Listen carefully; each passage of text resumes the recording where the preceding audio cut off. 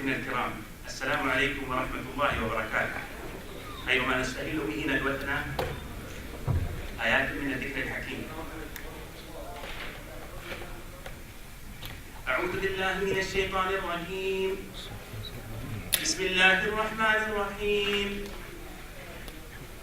لله ما في السماوات وما في الأرض، وإن تبدوا ما في أنفسكم أو تخفوه يحاسبكم به الله فيغفر لمن يشاء ويعذب من يشاء، والله على كل شيء قدير.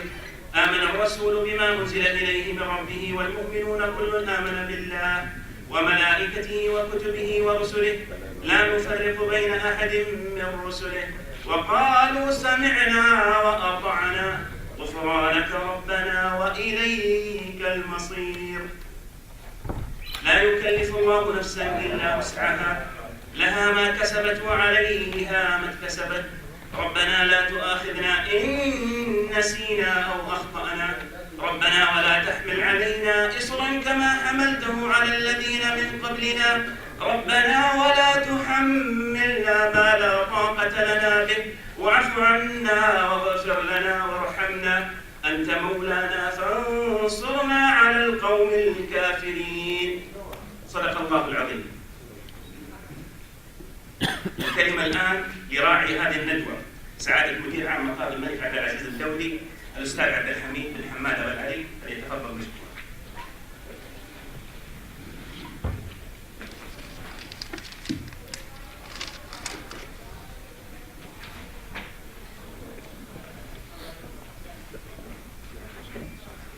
بسم الله الرحمن الرحيم.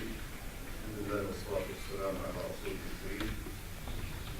أيها الحضور، يسرني في هذا اليوم المبارك ونيابة عن صاحب السمو رئيس الهيئة العامة للقضاء المدني الأمير فهد بن عبد الله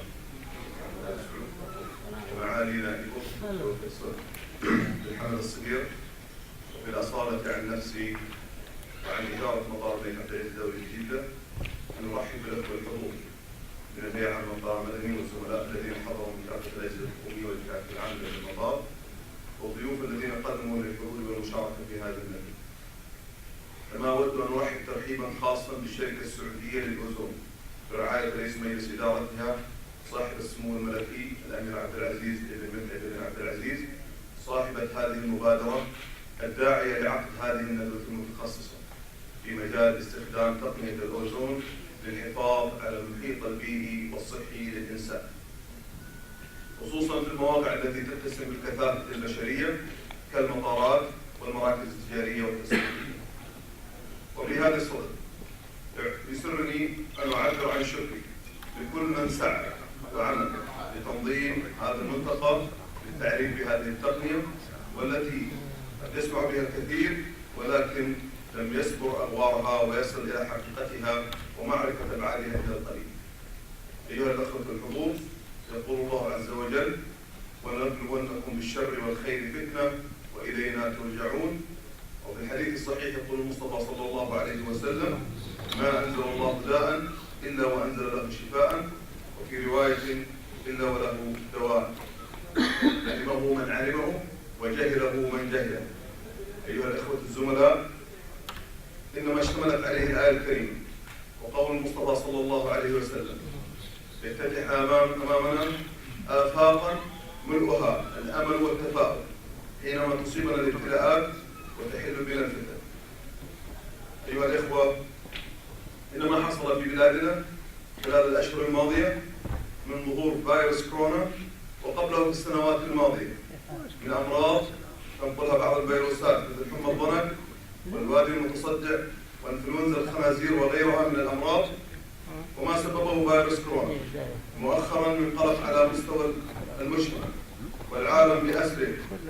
هي بلا شك أزمة جعلت أجهزة الدولة ممثلة في مراكز ومستشفيات وزارة الصحة والجهات الطبية الأخرى للعمل بشكل متسارع على إيجاد نظم للعلاج واللقاحات المضادة لهذا الفيروس الخطير وسبل القضاء على انتشاره بعد أن حققت أرقام الإصابة به مستويات مقلقة.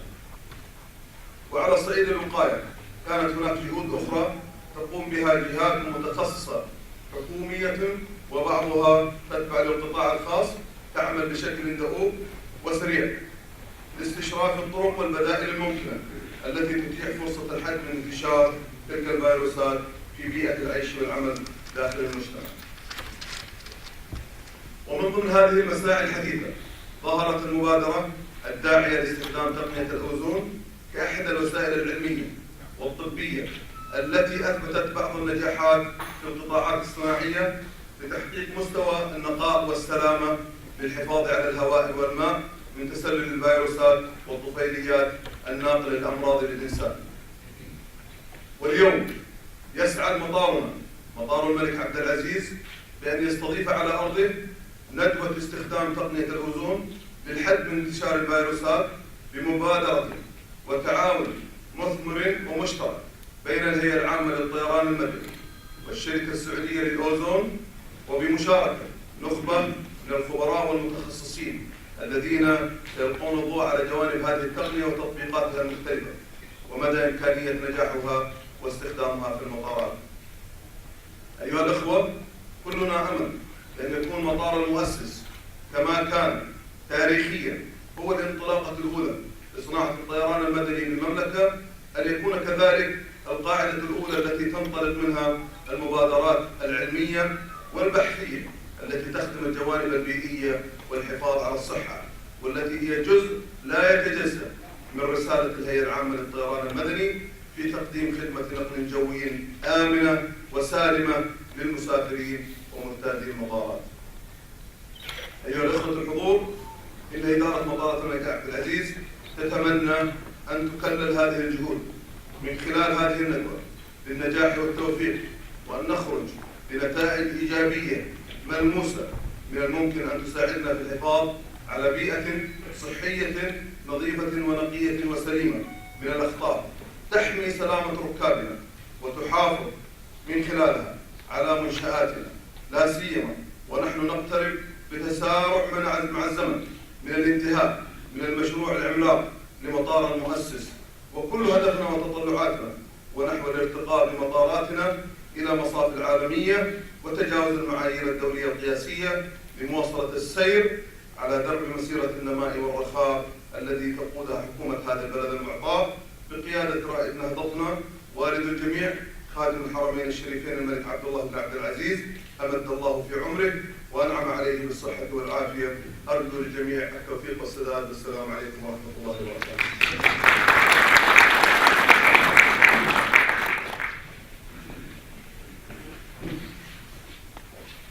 الكلمة الآن لسعادة نائب رئيس مجلس الإدارة شركة السعودية للأوزون، فليتفضل الأستاذ هشام المليك فليتفضل مشكورا.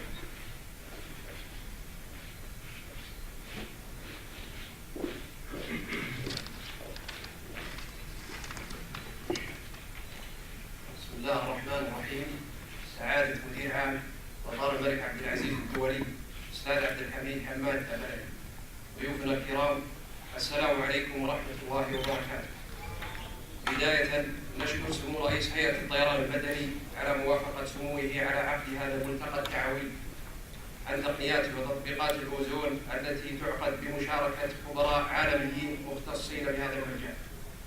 ولا شك أن استضافة هذا الملتقى يكتسب أهمية قصوى في ظل المعطيات والتحولات المتسارعة التي تواجه المملكة والمنطقة، ومنها الفيروسات المسببة للأمراض والأوبئة.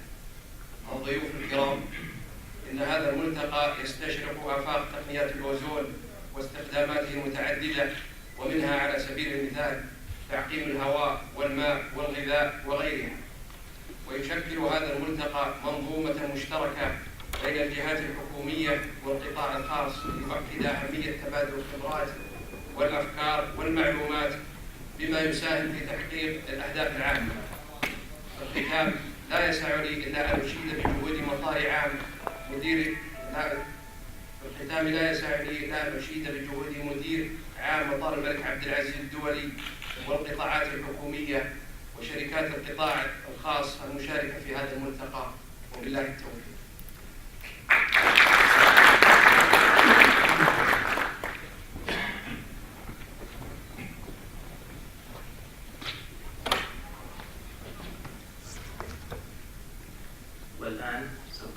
العرض المالي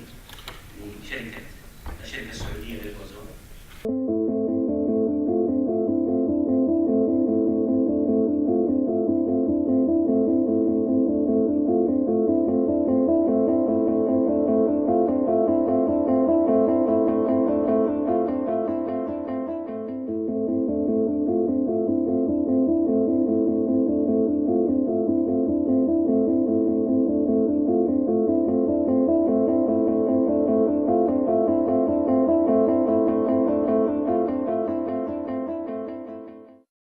الأوزون موجود في الطبيعة وله دور هام في سير الحياة، يقوم بدور مهم في طبقات العليا للغلاف الجوي لكونه يحجب أشعة الشمس ما فوق البنفسجية التي تضر بالخلايا الحية. ينتج الأوزون خلال العواصف الرعدية وله وظيفة في جعل البيئة أكثر صحية.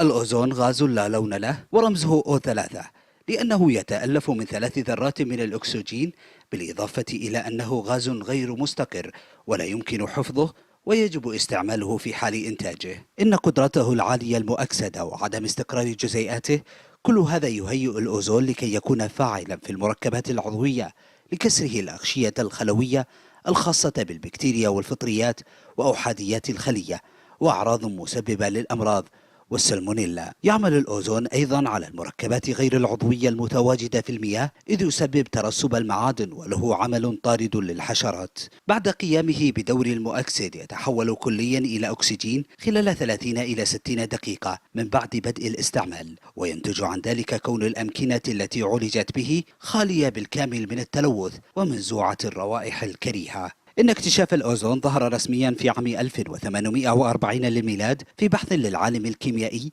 كريستيان فيدريخ شومبان، واليوم تقر إدارة الغذاء والدواء الأمريكية بكون الأوزون من الإضافات الغذائية السليمة للصحة البشرية.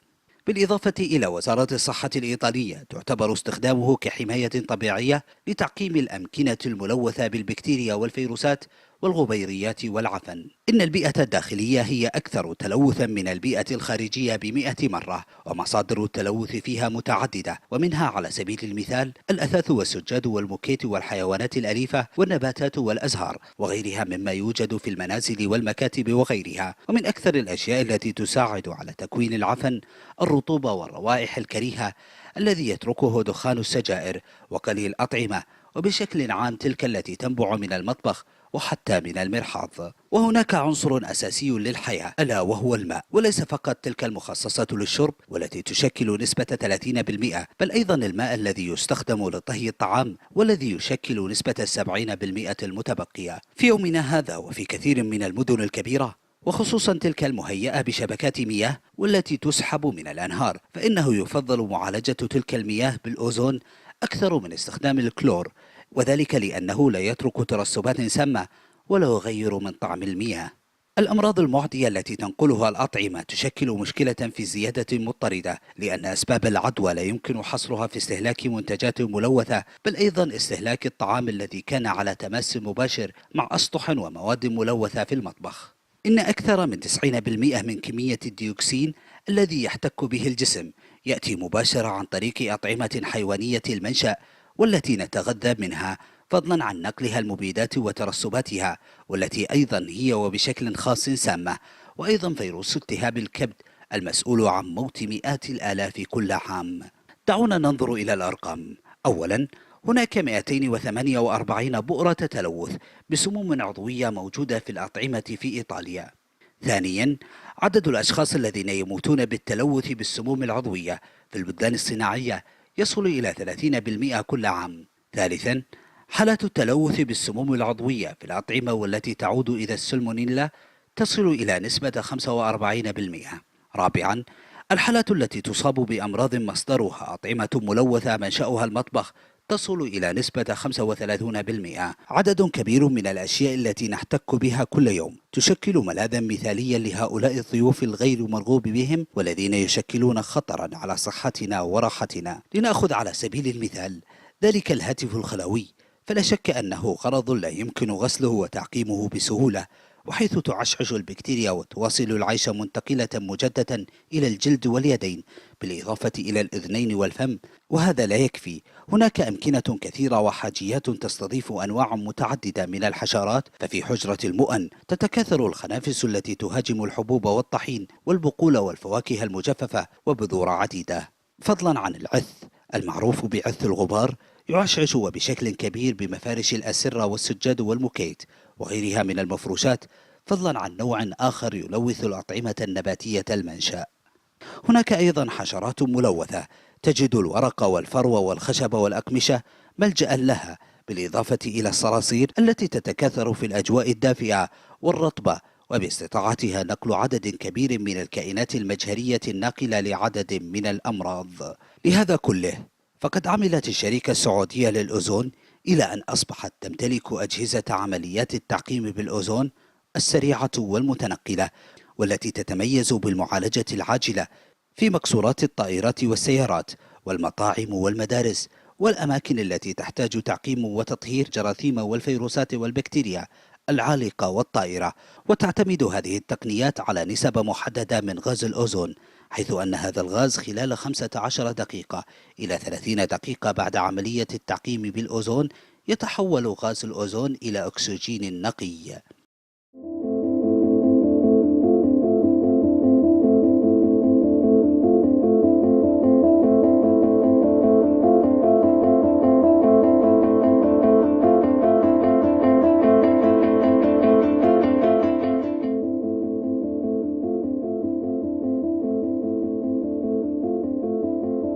نشكر لكم حسن إصغائكم.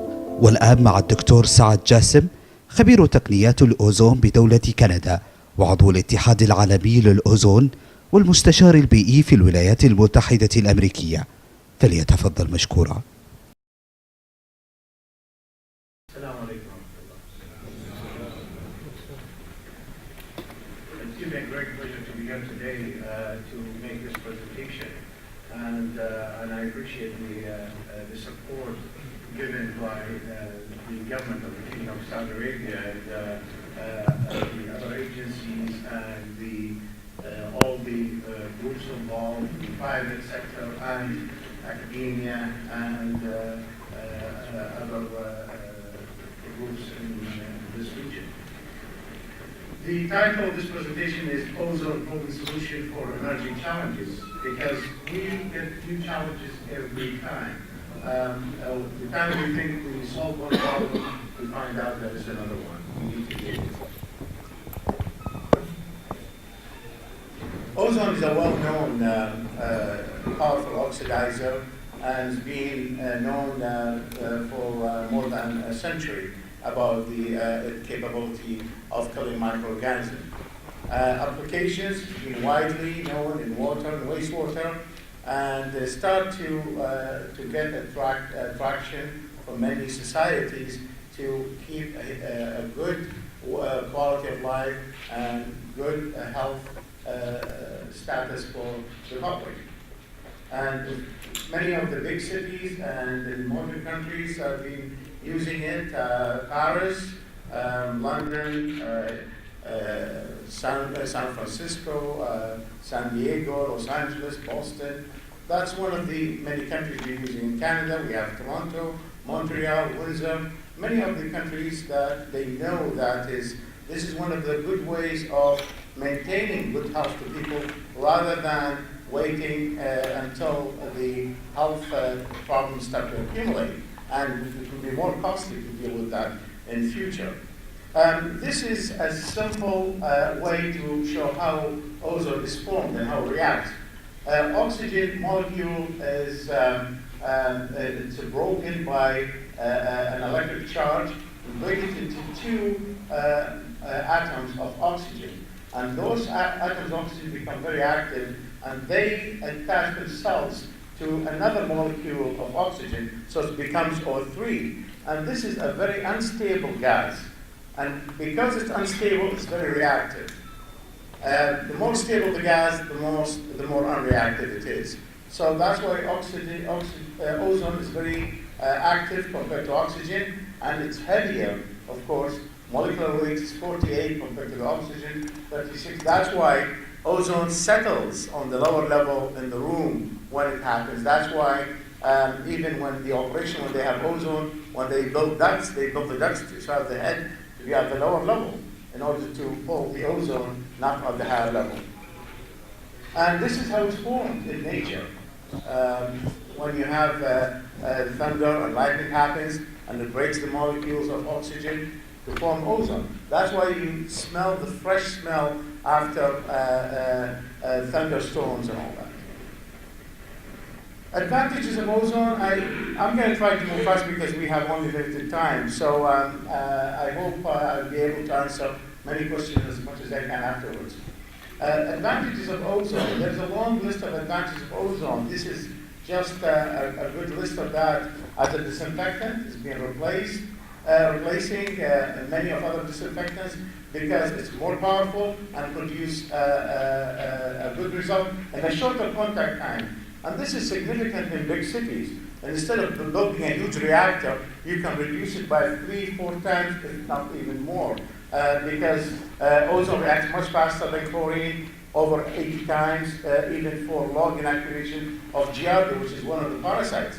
Bacteria is much easier, and viruses are much easier to be dealt with ozone. The PPCBs, what are those? Those are the pharmaceuticals and personal care products, which I'm going to be talking about later. And that is effective in drinking water treatment and wastewater. Taste and odor control, that's been a significant use for ozone in many of the warm countries because with warm temperature you produce algae and the algae will be producing taste and odor issues. Improving treatment processes, we found that a significant way that when ozone is used, it's reduced the other chemicals used. And that's why you save economically on chemical use, and also you reduce the maintenance in the processes. Triamylethane, this is one of the carcinogens produced by chlorine when it reacts with organics. When ozone is used for primary disinfection, it reacts with the organics forming those. So when you add chlorine before it gets into the distribution system, you don't form that triamethanes. We have a paper just being accepted now. We're looking at reviewing the level of triamethanes in a city after using 10 years of ozone. And we saw the decline from 60 to almost a single digit most of the time.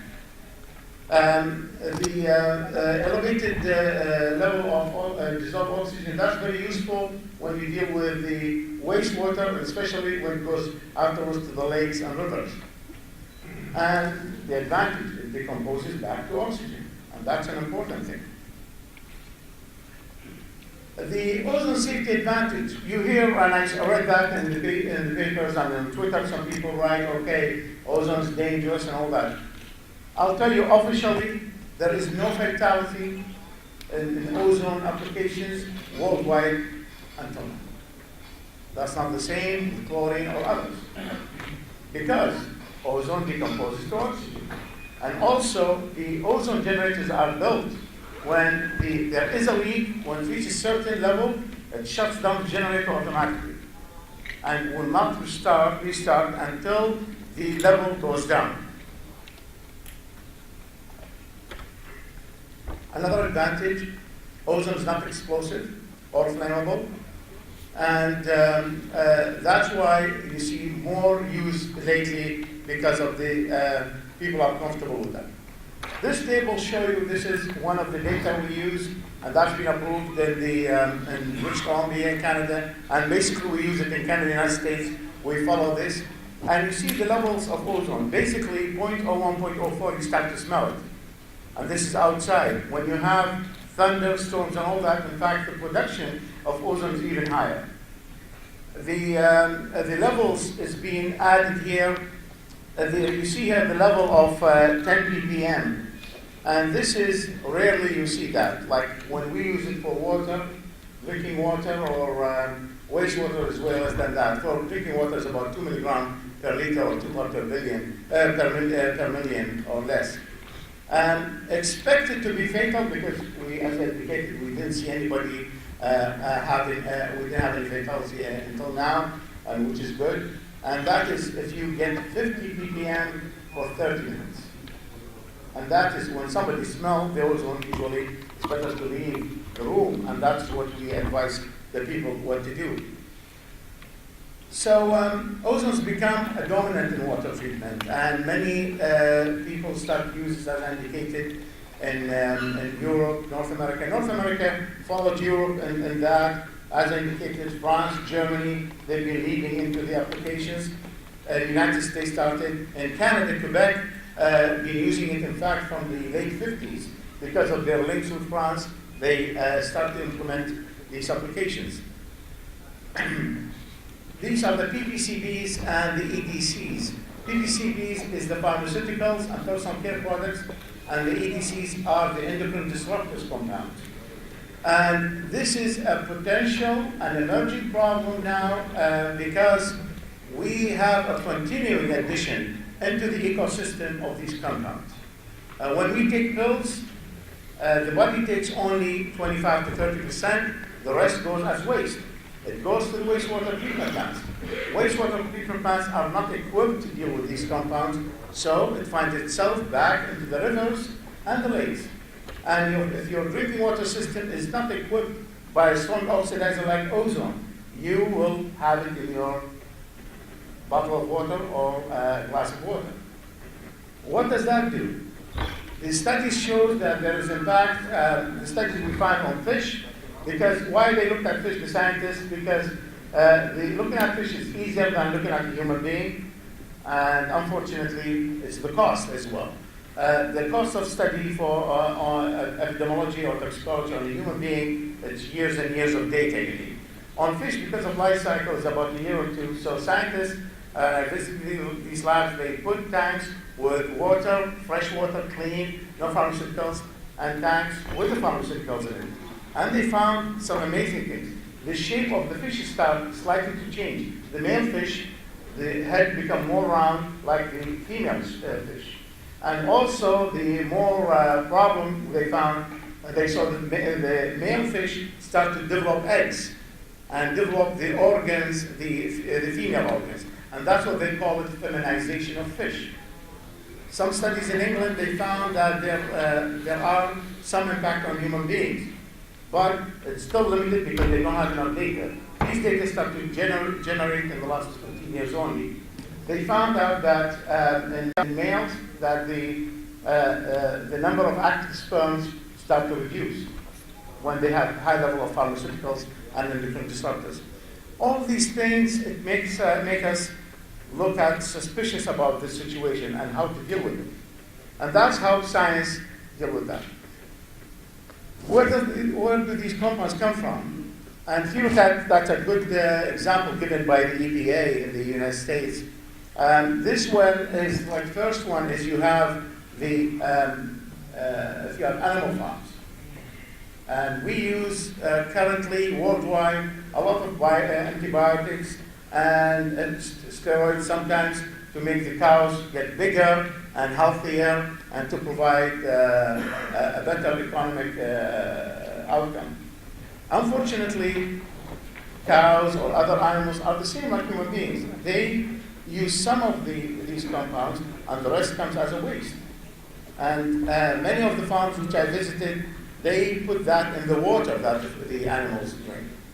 And that is a concern, because that will find its way at the end to the ecosystem.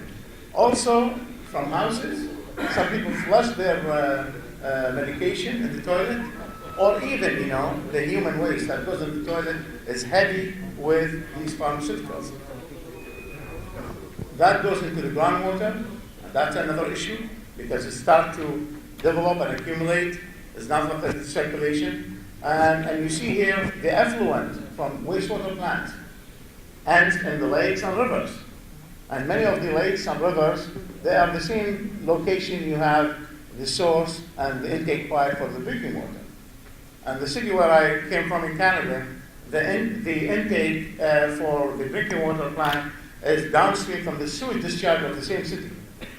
When they built it, the left hand didn't know what the right hand is doing. And those goes back in the 20s and 30s. And these are some of the data that shows the level of these compounds. You see a long list of these compounds and near the discharge of the sewage treatment plant. And also, when you decompose the sludge to send it back to be used as fertilizer and others, you have these pharmaceuticals in that. So basically, you're putting it back on soil. The plants will absorb that, and we eat it again.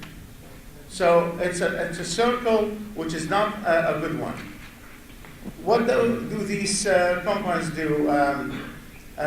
Some of the impact on microorganisms and also plants, algae, and some of them develop some kind of immunity to some of the medication. We hear a lot about the antibiotic resistance bacteria, and that's because of those.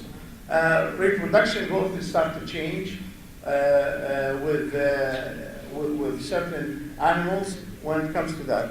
So you see that impact is becoming an issue of concern. Discharge of the wastewater treatment plant is considered a major source for these compounds, and start to become an issue that the governments start to look at seriously. Last year, the United States government, their agency, environment agency, the EPA, they put $1 billion for research and improvement for the Great Lakes. Because for them, the Great Lakes is an important source of water. It's 20% of the world's fresh water. So, and they found, in fact, we did the study about how many wastewater plants discharge in the Great Lakes. Between Canada and the United States, more than 1,000 plants discharge into the Great Lakes. And that is a concern. And that is unfortunately everywhere in the world. There is something like that. So, how do the pharmaceuticals and endocrine disruptors work? This is a study shows how these compounds go to the receptor and they block it. Basically, it changed the reaction of the effector, we call it. So either it gives a wrong signal, the enzymes in the body start to get higher, or stop getting. And that's why you see people have problems like thyroids and others. And that leads also to cancer situations. And this is a serious issue here. Even we're talking about parts per trillion, nanograms per liter. These small amounts makes a difference.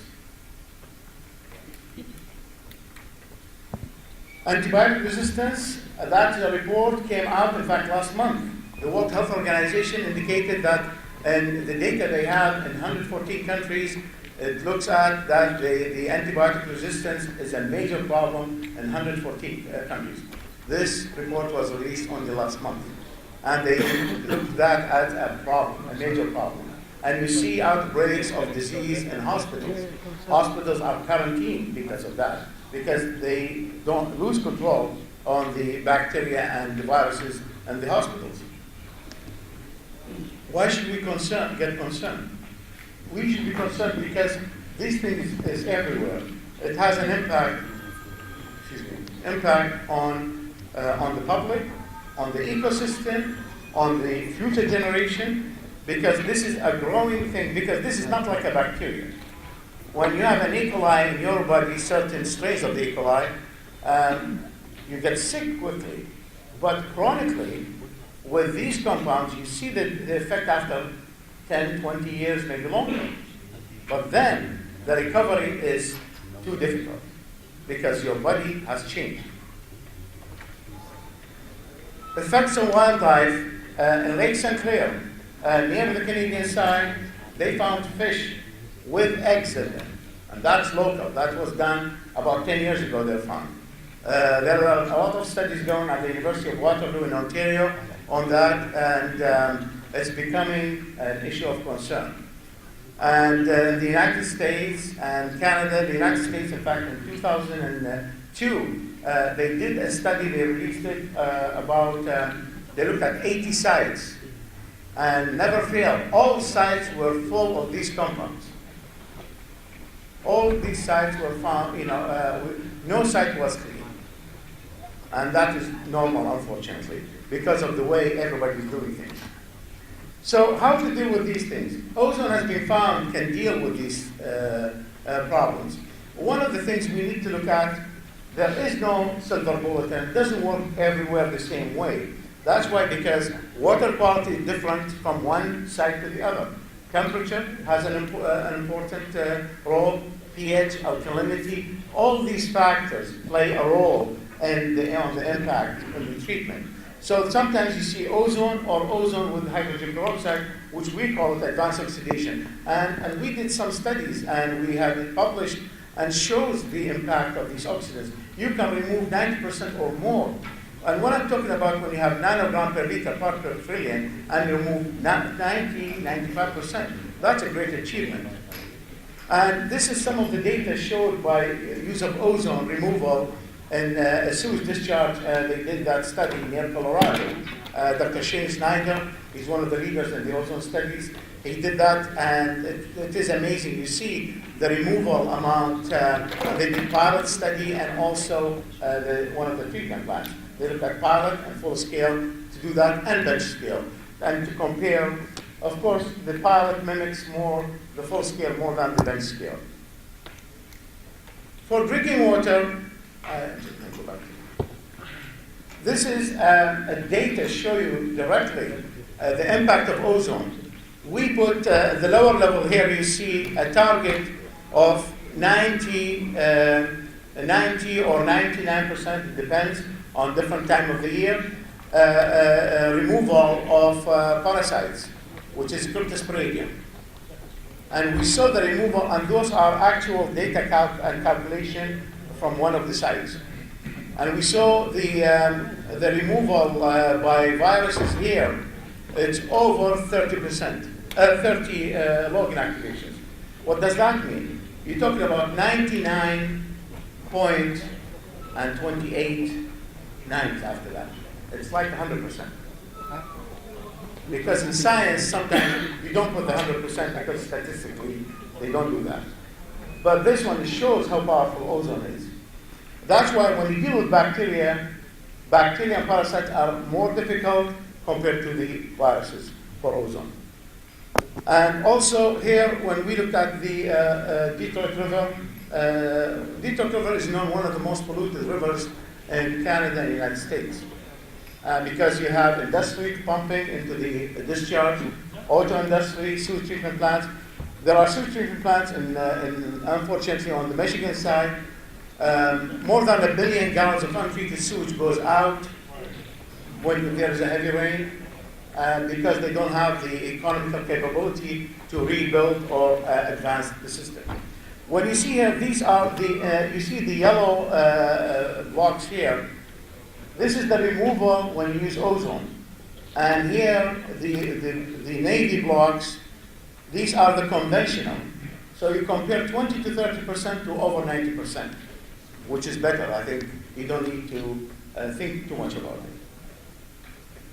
We did a study also in a place, Walkerton. The people who work in the water industry heard about that. That's where 7 people died and 2,300 people were sick in a town of only 4,800 people. Half of the city were sick. They were start moving by helicopters, and the government stepped in. So the government invested in building a research facility there, and I got the privilege in being in charge of that. So we built a system to do studies. And this is a good investment. Will go for 20 years or more using a system like that.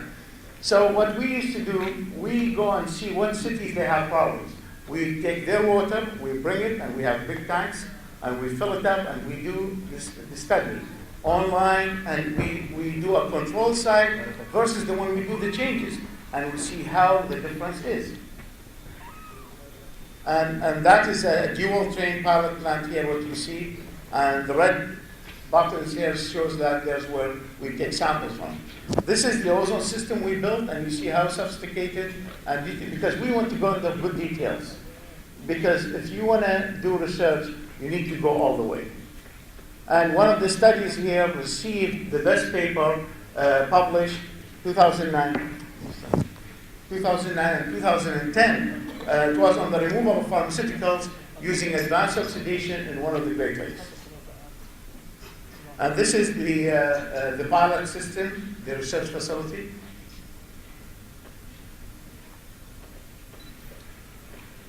We looked at these target compounds. And we looked at like herbicides, blood lipid control. Like we see a lot of that. One of the cartoons in one of the newspapers came out.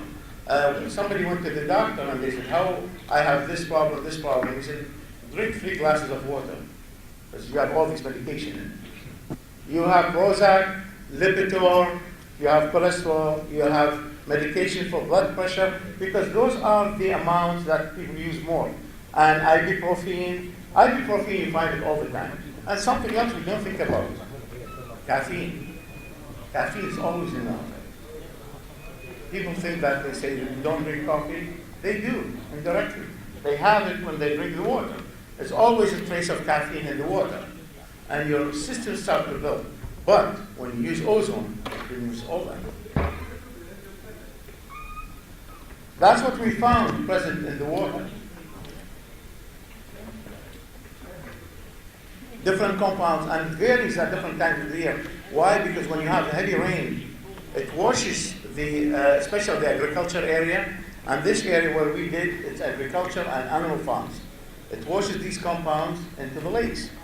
So we did a study, we compared, and you see here the level of removal of the one that's using ozone versus the other one, the two ones here, that the removal is very poor and below 20% compared to the 90 and 100% with the use of ozone.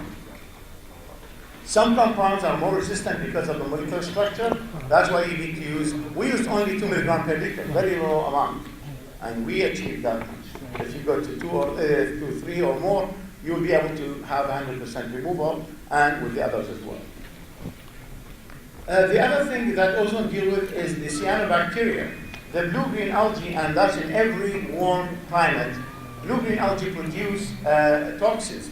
The blue-green algae strain called the cyanobacteria. It produces 2 main toxins, neurotoxins, and this impacts the nerve system. It's very similar to cocaine. It's very similar to cocaine. It impacts the nerve system, and it's fatal. It kills people. And hepatitis, this is very similar to hepatitis C, and it's also fatal. And the study shows that ozone and ozone-based advanced oxidation processes are able to remove 100% of these compounds. Indoor air treatment, I think everybody is interested to hear that. The air treatment in ozone is not as widely known compared to the water, but people start to use it in the air conditioning system. The reason is you need to maintain a healthy climate all the time, 24 hours a day. This way you reduce the potential of having problems. And the use of the ozone in the air conditioning system started to become popular in big halls, airports, and that is an important thing because you deal with the problem from the source. And this is, if you have a house or a building, this is a very typical where the contaminants come from the washroom, the toilets, from the kitchen, from the fireplace, from many other places. The use of in airports, one of the examples is Dubai Airport, International Airport. They've been using it for years, and they implemented ozone in the air conditioning system, the HVAC. And they have more than 300 sensors, because why they put sensors? Because you need to know what is the concentration in different areas. And they have continuous circulation, and also different generators that they see the concentration is increasing, the monitor will shut down that generator in that area so you control it. And we do the same way at ozone generation and water treatment plant because the impact on human health is important. The FDA, the Food and Drug Administration, has put a level of 0.05 as a no impact on human health. People can breathe it all the time. And in fact, if you have outside, when there's a thunderstorm, the concentration is even more. But they always, when agencies try to put a figure, they don't want to go to courts to defend if something goes wrong. So they put this level as a very conservative way.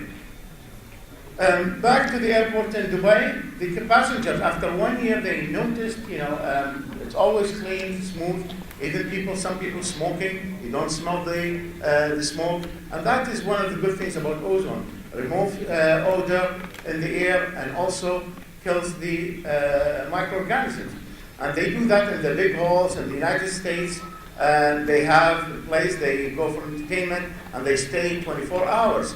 So what they do, they put ozone and it breaks into oxygen, so they keep the people more alert, so they stay longer and spend more money. And that is another thing they do in that business. The coronavirus, and this I think people start to be aware of that. We became very aware of that in Canada in 2003 when we had the outbreak. And people start running around, start to think, and we were telling them, it's a virus, it's not a problem, but we need to know how to deal with it. But you can't kill bacteria, you can't kill viruses. So the SARS virus is the same family of the coronas. The coronas has different strains. SARS is one of them, and now the MERS is another one. So each one has a different way of, or maybe they have very similar symptoms most of the time, but the strain is different, and how to deal with it may be slightly different when you do try to give medication to people. But when you're dealing with ozone, ozone doesn't recognize that. Basically oxidize it and kill it. And that's what some of the studies they did. They looked at bacteria. And when they found out that when they can kill 99.99% of bacteria, they get more than that in viruses. And that's a known fact scientifically. We don't need to reinvent the wheel. And we found that some of the viruses, even after ozonation, still can reduce that, because ozone stays a little bit, see, in the walls. When you put it, ozone goes around, not like when you put UV light. UV light, you have to be bacteria around the UV light. Ozone gas, with the circulation, goes around the room. It cleans the seats, the walls, and the air. So when you come back to the room, you have a clean area. And one of these studies they didn't seal the area, and there's air circulation coming. So they found that they only were able to change 93%, and which is good in a way, even 93% in unsealed. Because we always say, if you want to quarantine a room, you have to shut the air conditioning room, seal the doors in order to have it killed. Then when it's done, it's easier to deal with it. You maintain a small level of ozone in the air, prevents the distribution and increase level of the viruses. Hospitals is always a problem. That's what many people, they said, if you're sick, don't go to the hospital. You're going to get more disease to people and you get something new. And that is, in fact, the worst part of hospital is the emergency section. That's where people wait until they become very sick and they go there. So you're going to breathe when people cough and sneeze and all that.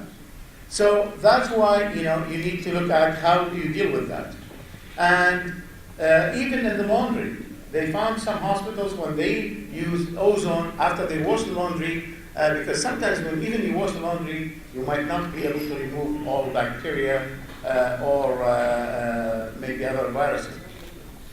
So they put in the final wash some ozone in order to kill that in a very small amount.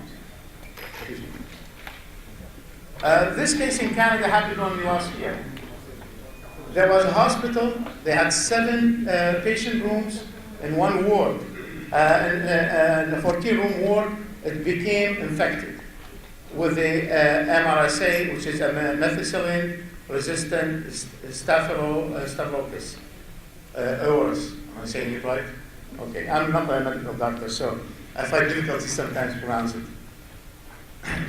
So this one is a very common problem and happens in hospitals, and usually it is a bacteria resistant to antibiotics commonly used. So that infection has been caused a problem. So when it occurred, the hospital started to feel very serious about it, because these infections could cause a problem and could even cause death sometimes. And so the hospital acquired one of the processes, which is ozone, and a company came from California and made the setup there and quarantined the rooms. And I'm taking here the quote exactly from the chief medical officer of the hospital. He said, on average, we have 1 or 2 a month, but then suddenly they have many cases in 7 rooms over a short period of time. So that's a concern. So that's why they start running around trying to find.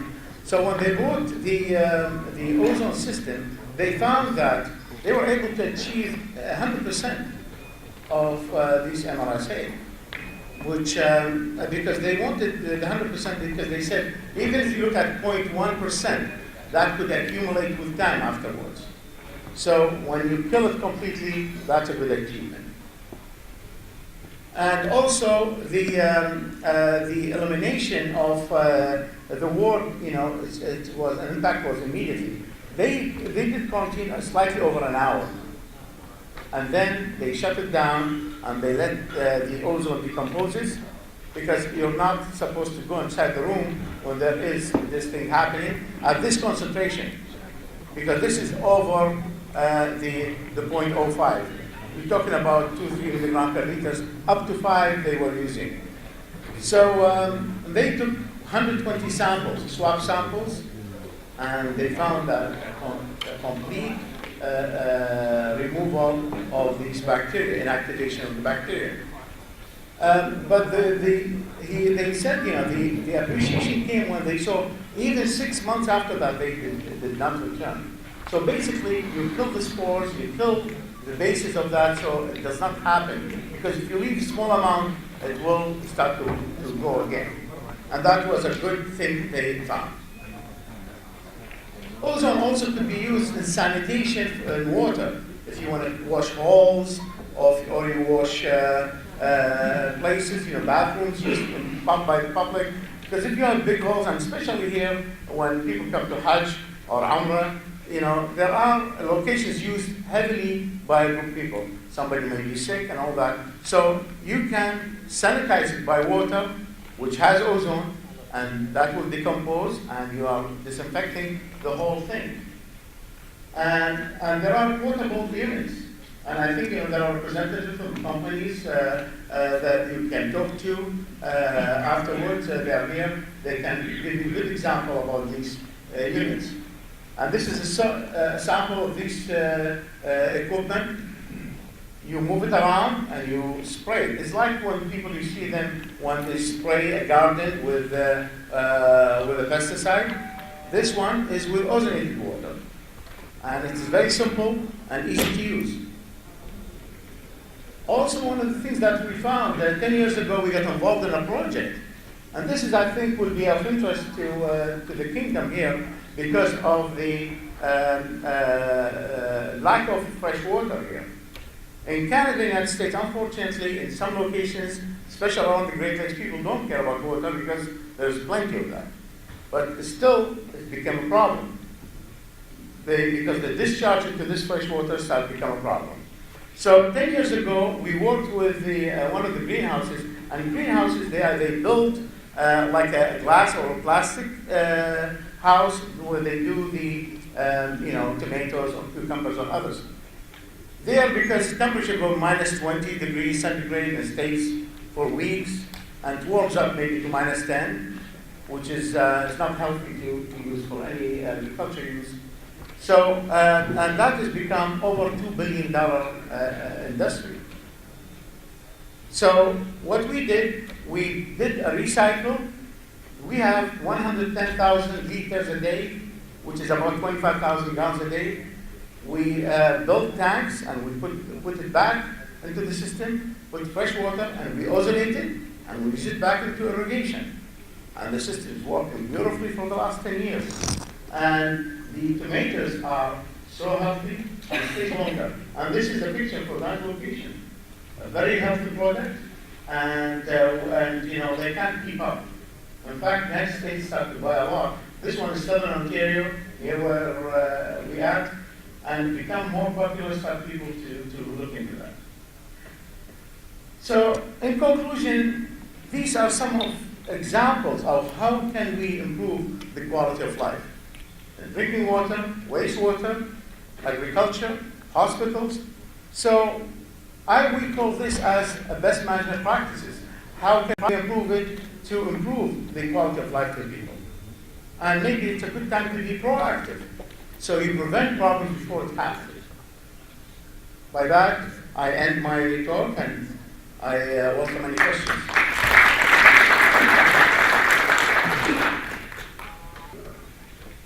I didn't have enough information about the E-zones before, but now I'm a little bit confused.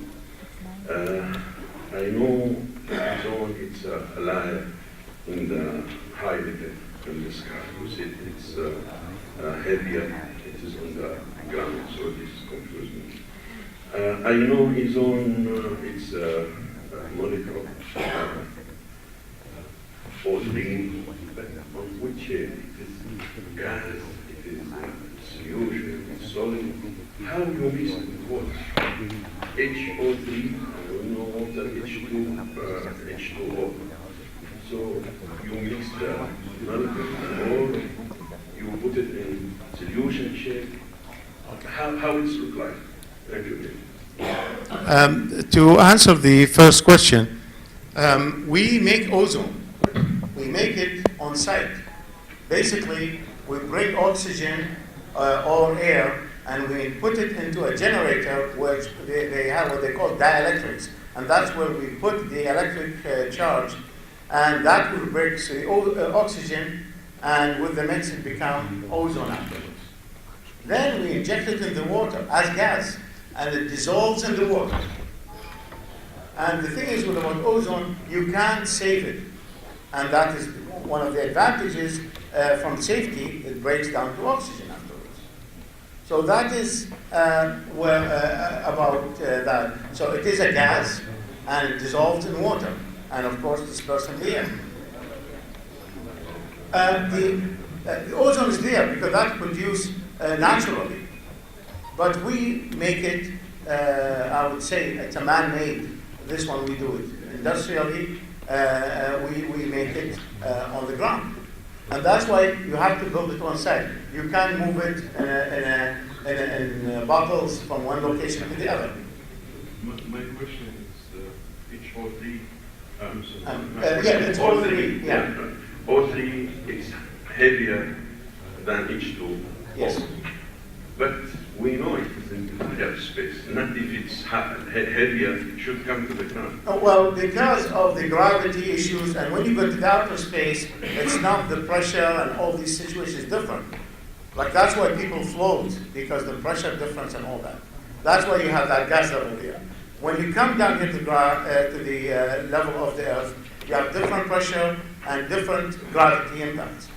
So because the molecular weight of ozone is 48, because 3 molecules, each one is 16, that's 48.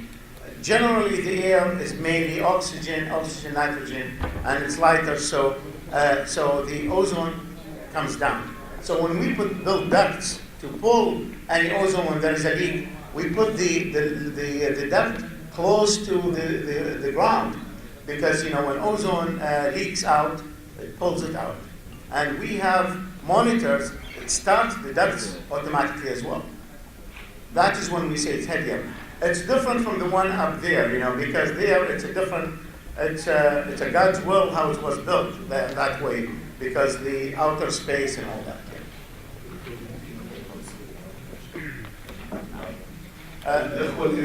العربي ممكن ترى الدكتور يجاوب بالعربي عشان نشجع الاخوان المقطع على الاشاره.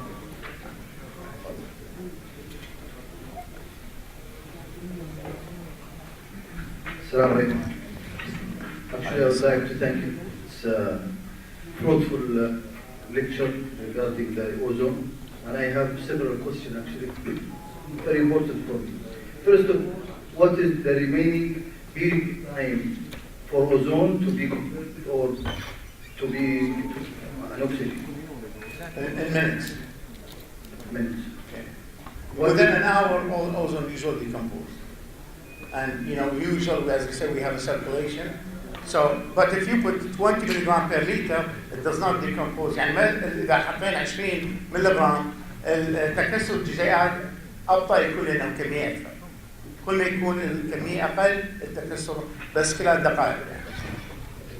The ozone generator machine, which is the manufacturer for such machine, what is the precaution regarding the quality of that machine that maybe be harmful somehow if it comes from some kind of manufacturing deficiencies or defects? حقولها بالعربي وبالإنجليزي. There are different companies, of course. It's like companies building different products. So إذا الشركات تعمل في شركات تعمل نوعيات عالية وشركات أقل. فيبقى انه لما تسال حتى انه هذه تسال في مختصين بالاوزون، لذلك هذا اختصاص. يعني انا مثلا صار لي تقريبا اكثر من 20 سنه اشتغل بهذا الموضوع. ما انصح بشركات، انا ما انصح الناس تتعامل معها. فلذلك انه من يجيك احد اللي يبيع لك اجهزه لازم اكو عندك شخص مختص تساله حتى بالاوزون.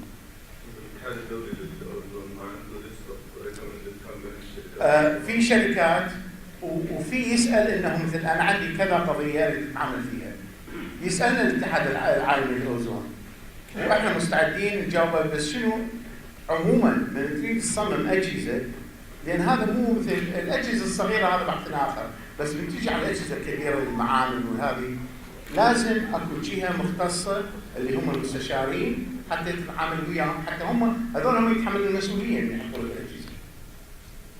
المقصود مش يعني نعم أجهزة غير سليمة أو تصنيع سيء أو غير موصى فيها نترك what is the side effects on the human health. هذه بالضبط مثل يعني هذه بصراحة ما تقدر تضبط كل العالم. بالصين احنا ما نعرف ليش هم بالصين اجهزة اشكال انواع تجينا، مو بس بالصين، في حتى في امريكا اكو شركات تسوي. يعني انا من اتصلوا بي مره انه قالوا فهذه استعملنا هذه، قلت لهم بصراحه انه قالوا هذا السعر كان رخيص، قلت لهم اكو مثل بالانجليزي get what you pay for، ايش قد ما انت تدفع تحصل. يعني مثل تشتري سياره خلينا نقول مصنوعه في كذا دوله، او تروح تشتري مرسيدس يلا احسن. فاثنين يجوا نفس النتيجه، يوصلوا الى منطقه، بس هاي السياره يوميا تعطل. اذا تاخذ سياره من الهند $2000 يسوون سياره حاليا، بس هاي ايش قد راح تطول لهم؟ فاذا تسال شخص مثلا يفهم بالسيارات راح يقول لك لا تمد ايدك على هاي الشركه. نفس الشيء بالنسبه للاوزون، اذا تسال الناس المختصين في الاوزون، الناس المعروفين، يعني مو كل واحد يقول انا اعرف بالاوزون، في لسته من الناس والشركات اللي تتعامل بالاوزون. واحنا موجودين الشركه العربيه السعوديه للاوزون تقدر تساعد الناس تخليكم تتواصلون مع الناس المختصين. What is the influence of the insect? هم insect؟ حشرات المنزليه طبعا يقتلها الاوزون. يعني اي حشرات يعني نقول. يعني انت من راح تحط 2-3 ملغرام او اكثر بالهواء، هاي الحشرات تتساقط.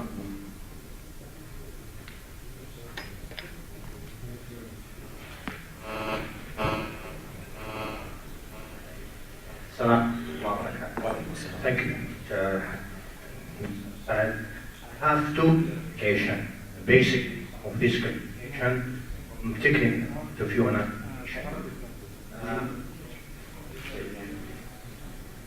I have clarification.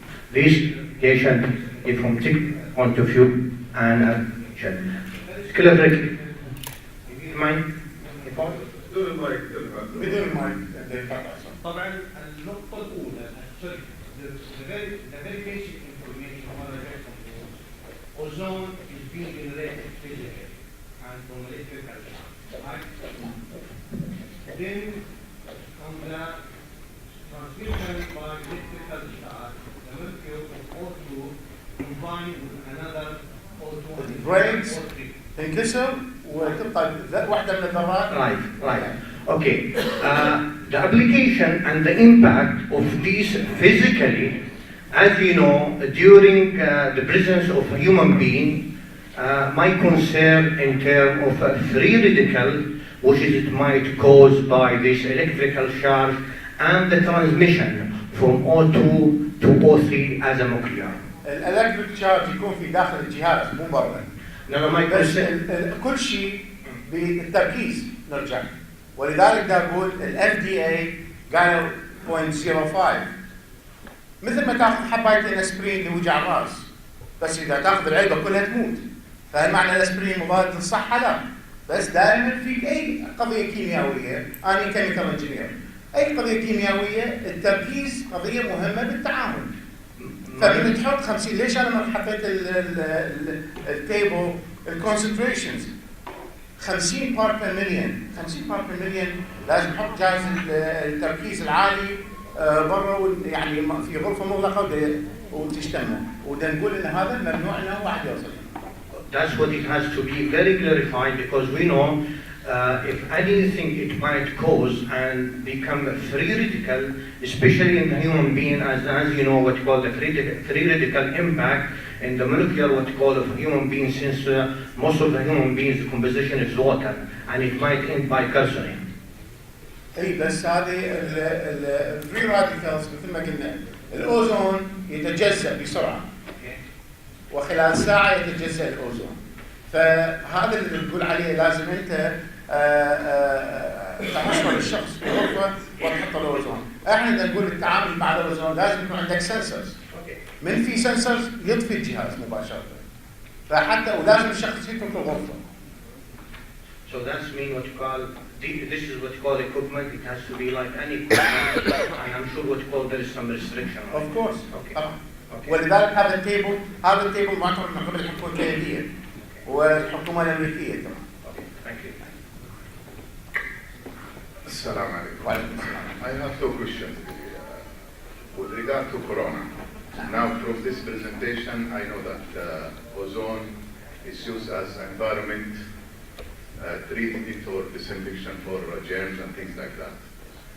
The first question is people who caught Corona. I came to know that ozone is being used in the medical treatment. So is there any research or there is any information with regard to utilization of ozones in treating people who has been infected by Corona? I believe the next speaker has some information going to be, when he presents, going to be talking about that. Because this is, for Corona, example, the SARS, which is a coronavirus, they started in 2003. But with the medical, that's another thing. I don't know if you might be able to say about that. I think I will bring up some subjects and I may be able to answer it. أنا بالحقيقة I don't speak about the medical part because it's not my prevention is something important, but people who go to Corona. No, I know. لذلك احنا نقول إنه you ask the specialist. Nobody is specialized in everything. If somebody say I'm special in everything, that's a lie. Engineers stick to engineering, and the doctors stick to the medical, and everybody respect everybody's opinion. Okay, my second question quickly with regard to maintenance and energy saving.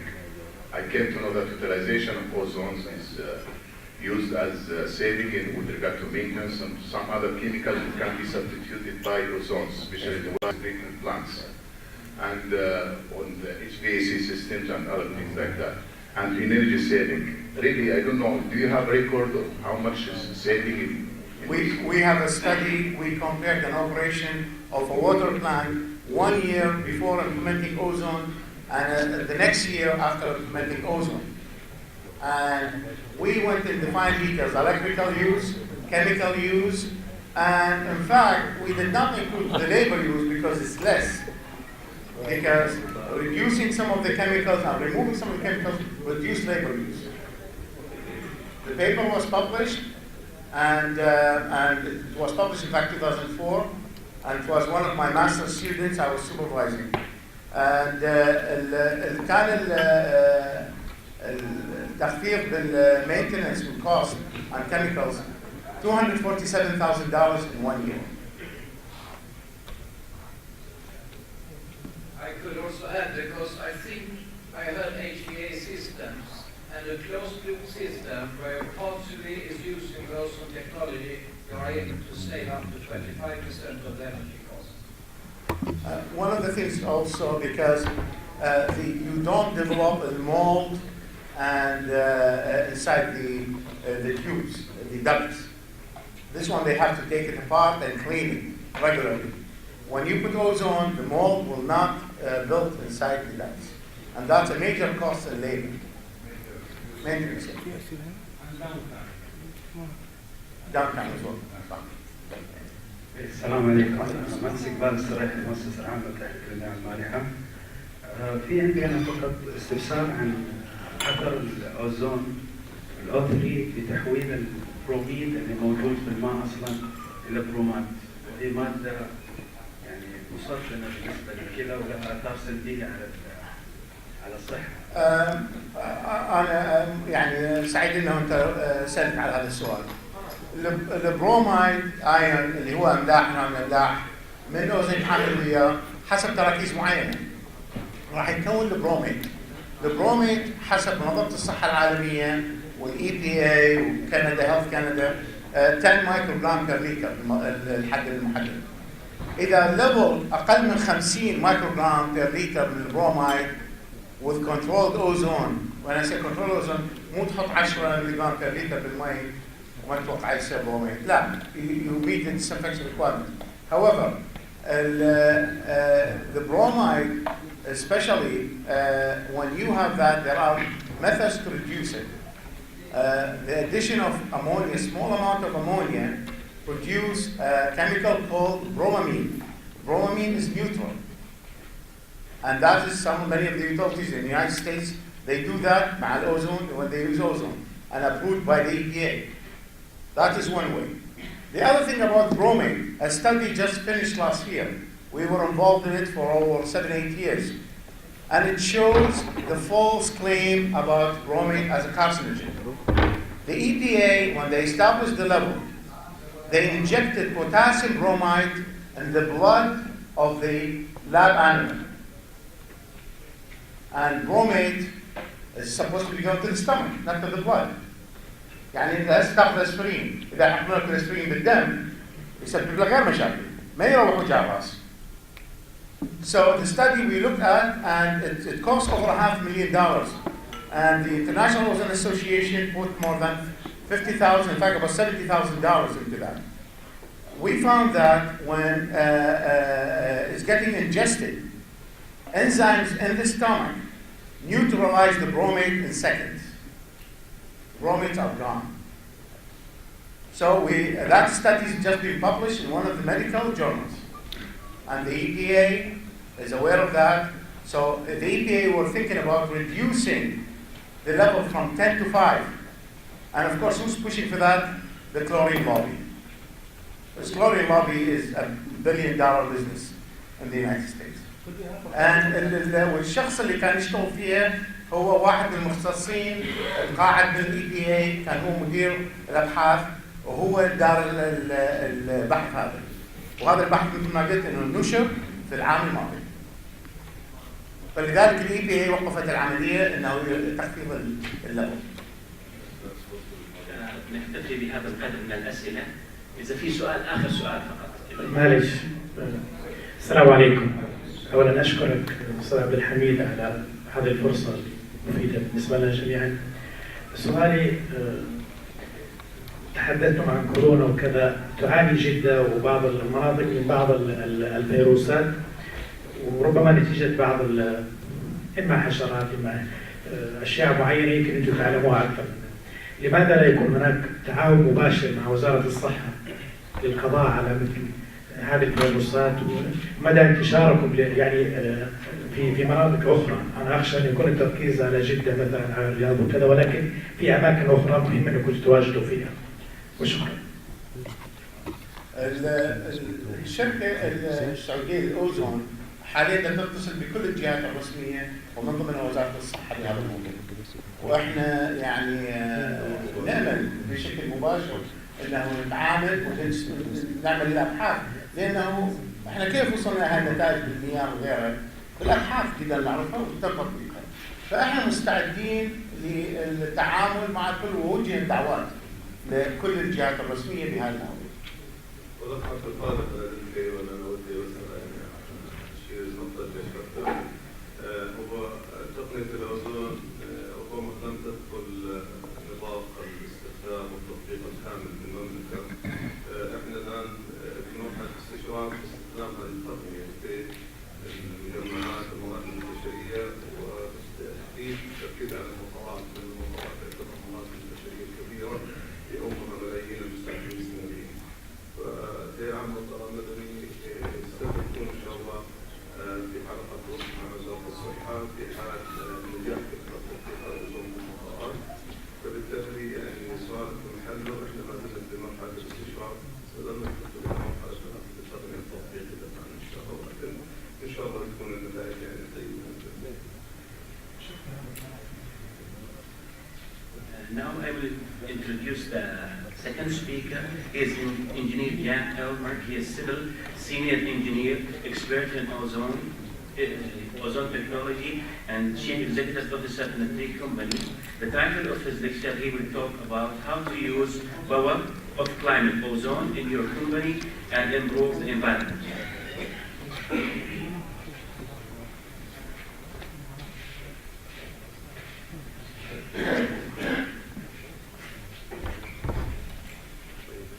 Dear audience, I'm very pleased and honored to visit the beautiful country of Saudi Arabia.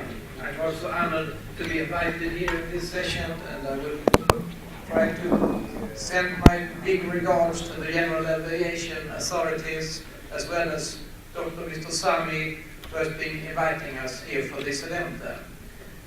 My background is I'm a civil engineer in mechanics, so some of your doctors has to apologize that, but I have been a part of a number of researches during my 35 years in the field of ozone.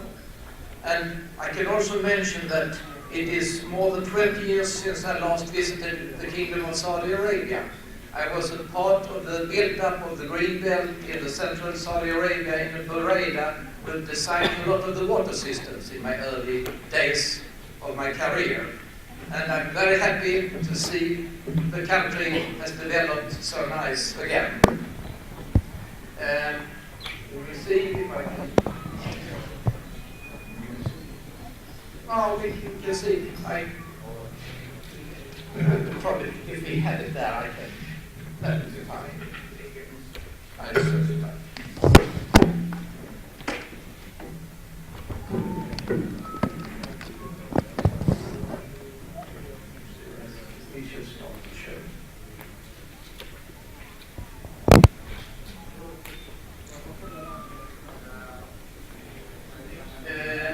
my slide presentation used to start with a bridge there.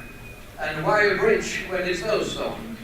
It is a Scandinavian-built bridge, not as long as beautiful as the one you had to Bahrain, but still I think it's the second largest in the world now. And if you look very carefully in the center, just behind the vessel, you can see one segment is missing.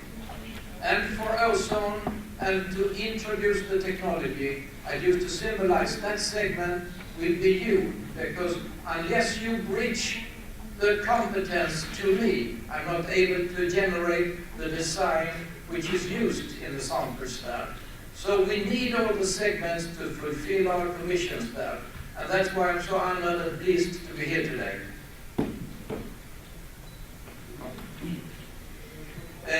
As I said, I'm a civil engineer. I've been studying at the University of Lund in Sweden, and I've been devoting many years to the ozone there, which I have been very interested in.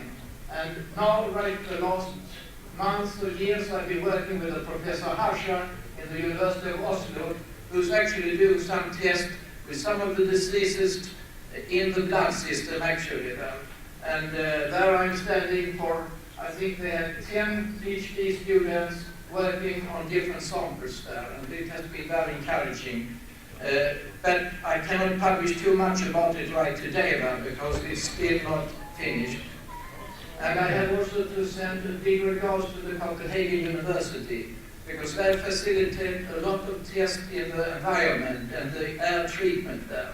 And as mentioned today, there are many specific items about ozone, but I would say also ozone is a fantastic treatment for many things, but it's also creating some kind of hazards there. So for instance, when you ozonize air, you're creating about 25% more particles, and especially in the range of nanoparticles. And the nanoparticles are actually passing in the lung system, and you can measure many of them within minutes in the bloodstream there. And there are things we have been taking in action too, when we try to design the technology, which then later has been represented by a few companies now. Professor Henrik Andersson in ETU is also one of the universities in Denmark, and he's working on water resources. There I've been a guide to do effluent treatment of different kinds and look into it for a couple of years now. So I will continue with that. What is ozone? It's been mentioned many times today that it is a molecule with 3 oxygen atoms built into it, and it's done. It can be done in different ways there. It's been done when the thunder is coming, and by the hot temperature there is creating ozone, as we can smell as a pleasant gas at that moment there. But the number one, it is a poisonous gas there. And in one of the leading European gas handbooks, it says it's a lethal gas. And it is honestly when it's in high concentration there. It is actually more lethal than was used to the Jews during the Second World War. But in the same side, a bit further down on the side, it says it's a worker-friendly gas. How can you have two such big contradictions in one side there? And that is exactly what we say. This gas there is normally used in very low concentrations, and compared to many other gases, you can smell it, you can feel it way before it's lethal, or way before it do any harm to the body there. So knowing that it's the electrical company, the major in Europe, Aon, who is supplying us with electric energy, said, John, the ozone gas is really interesting because it's almost the same as when we introduced electricity 100 years ago. People were scared of it, said, can we have electrical cords going over the streets here? What about if they're falling down there? We have about the same thing right today with ozone, because it's coming in a lot of different things in our environment. It's unknown, it's not visible. 0.5 ppm, that means that you have to calculate 2 minutes. But the real threats are the encapsulated organism, which is the Cryptosporidium, let's say. And you can see it needs 20 times more ozone there to do the same job there. So depending on what we say, if they say we want to treat water, I can treat water with the first level, the higher level there. That I may not do what the customer wants because he was afraid of the Cryptosporidium. And then we have to be at a much higher concentration or a longer exposure time. I had the honor to be down in Ethiopia and did a water factory half a year ago there, and they are bottling water there. And again, they take it this way, groundwater, but again, to secure both the washing and the bottling there, they use for the rinse ozonized water. And same thing can be used, as I did mention, everywhere from laundries, cooling towers, disinfection, because cooling towers is also a threat by the Legionella disease. When you have hot temperatures, that bacteria can be spread over the air to the surrounding neighborhood. And instead of using the chloride, this is a very valid method there, because chlorine will be collected in nature, and whereby we have the benefit with ozone where it converts to oxygen and it's not harmful. And when we're speaking about an ozone generator, most of you are thinking about a small unit, but it's a whole series of systems which should work together. And that's why I was speaking about the cowboys that you cannot just go out and buy the generator. You have to look into the whole system so it's working and cooperating with you.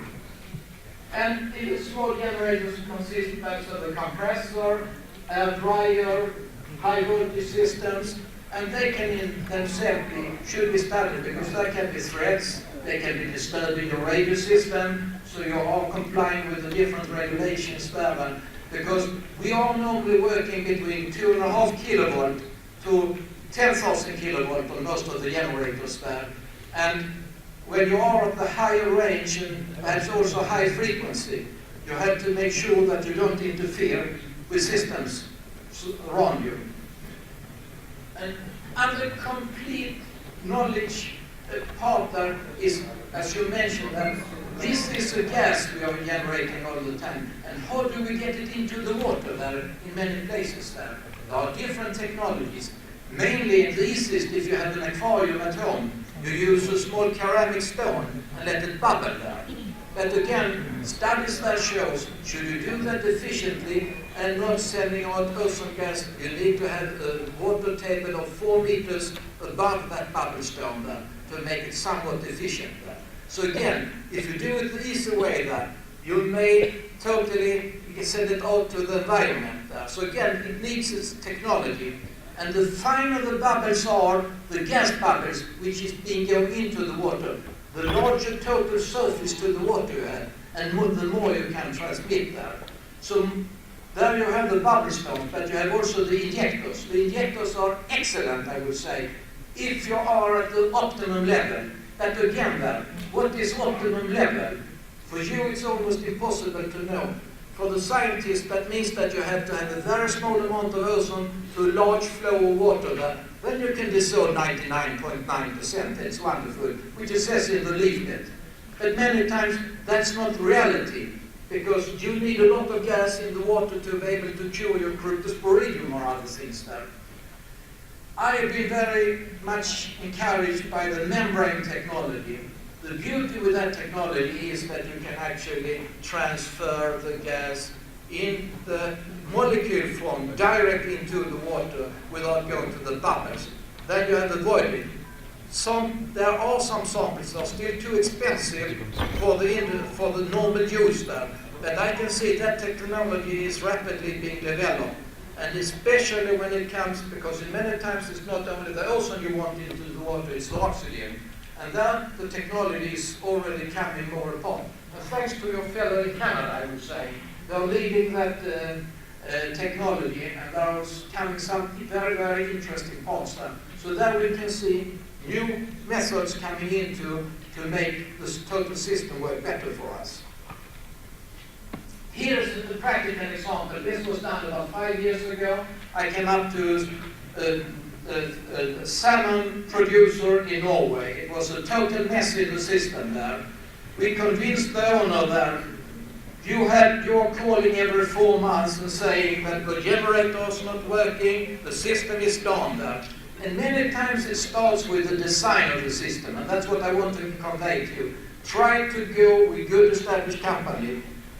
In that case there, we were going in, we replaced all the units there, we built it up, we made a scheme of the system there, and the system suddenly started to work. He was happy, he was getting his growth of the fishes there, and it's proceeding the right way.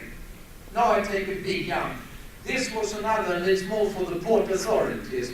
I built up some years ago a system for treating ballast water, and it was done on one of the largest container vessels on Earth. It was actually sailing from South Carolina to Europe, and we did carry out some kill tests there on the ballast water. And we can see the ozone is clearly doing a lot of possibilities for treating the ballast water. There were some challenges though. One was corrosion. What happens if we use such a strong oxidant in the ballast tanks. We had a hole in the bottom there. And we did carry on with Norsk Veritas, one of the leading companies for certifying. And we could see ozone in the water there was giving an even corrosion, but the spot corrosion in the tanks had disappeared totally. So we had actually a slower total corrosion on the tanks there than it was previously. So expectations from before that we should corrode the ship in months basically was totally faded away there. And again, trials could show that. So trials are always important. So, yeah. And you asked the degradation of ozone. I would say in air, 20 degrees temperature, we have the rule of the sun. The half time is 20 minutes. In water, it's about 5 minutes. So, and they are rather valid. I've seen it over and over again there. So just to give you some facts. So as said, many times in 1 hour, it's down to the background level of ozone again. We have been supplying over 100 of those hotel ships, as I mentioned you before. They do both the water treatment, they do the effluent treatment, and now they also want to do the exhaust from the chimney of the engine there, because but it's another issue there, which is quite interesting. A lot of leaches around the world there, it's garbage depots where we're depositing our daily use there. That effluent water or slowly drains down to the ground, and we will find trace residues, both from our automotive industries, from the cars, from whatever we are using is coming down, and we can find it today in most of the wells there. So an effective cleaning process around those garbage depots is very essential, I would say, for the future. And that's about the same. Now over to the air. And again, air is much to fight the bacteria, the viruses we have all around us. Many are healthy, but there are, due to the air conditioning systems, Salmonella, other bacteria which is growing in the environment we are creating there. And to defend that, today ozone has become quite viable, because we can see that with using ozone today, it has been more cost efficient, so we can get it into, if we have the high cost here, it's moving from the high cost down to the possibility to use it in the everyday use, I would say. HVA systems are the same thing. They're wonderful to have, they make the life much easier for us, but they're also creating some threats to us there. And there I had the pleasure in Copenhagen University to be a part of the build-up of the system, where we try to take the whole situation into consideration there. Because as Professor Matthew said, John, when you do ozonize a lot of that, you're creating a cocktail of a lot of components, nanoparticles and other things we have to be observant on. Same with room disinfectant. There may be some gases in the room before, because nitrosy and other things there. And what we did there was creating a small unit which can be moved from one room to another, and you can place it there. Actually, it's equipped with an iPad or an Android. You take it on, you connect it to power, and it's actually disinfecting a room in about 1 hour's time there. I think I have a shot. And many of you have asked, how does the cycle work? First of all, ozone in absolutely dry air is not a good bacterial and viral killer. There needs to be humidity there. If the humidity isn't in the room there, it doesn't do its job there. So again, back to what was doing originally the ducting system. The humidity is creating the bacteria, but also for using the ozone as efficient, you need the humidity there.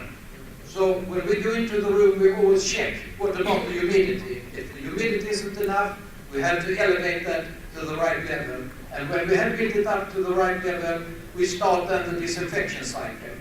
And just as important, now we fill the room with perhaps 10 to 15 ppm of ozone, which is an unhealthy level of ozone there. So we need to decontaminate the air after. And that we do in the phase number 4 there, where we can then, by catalytic converter, take down the ozone level again. And not only the ozone level, because now we know we have created 25% more of the nanoparticles in the room there. So we need to go after with either a scrubber in the larger system or an electrostatic participator to take away those hazards as well there.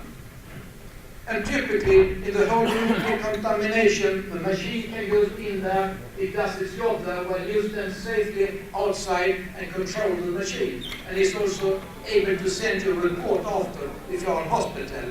They'll say, my nurse is number 52 was certified to do it, the machine knows, she puts her tag in front of it, it reads her, she is validated to press the green button, the machine starts there. If it has overhauled the curdler, it sends back a receipt to the hospital management, and you know this machine did its job. We were at the safe level, which we had documented is doing the job for the bacteria and the treatment. Here. And same can be used. I mean, garbage room is creating a lot of bacteria, viruses and things that we use frequently. But there we have said we make compromises. We let the ozone in the room there. Because normally in the garbage room, you may go in, place a bag there and go back. So normally there we say we do try to be around 0.1 ppm, which is the 8-hour level there. And the exposure time to any human is so short. So there we had we say we had a small compromise there. But we have also others of the fires, tobacco smoke, sewage pump stations, food industries, restaurant kitchens, so there is a number there. A lot of the kitchen today need high hygienic levels. So we have been installing some modern sites there, a system during night, which dries up the ozone concentration and the humidity to a known level for us to do the kill there over 1 hour. Then we go in and do the decontamination there. But there are also grease in the system for the ducting and things building up, which can give a fire hazard. So there we frequently use the ozone to inject right after the cooking areas, take away the smell, keep the ducting nice and clean there. And there we have well over 1,000 systems totally in Europe today working with happy clients. This is a bit in, there we wanted to address the airport. And the picture comes up.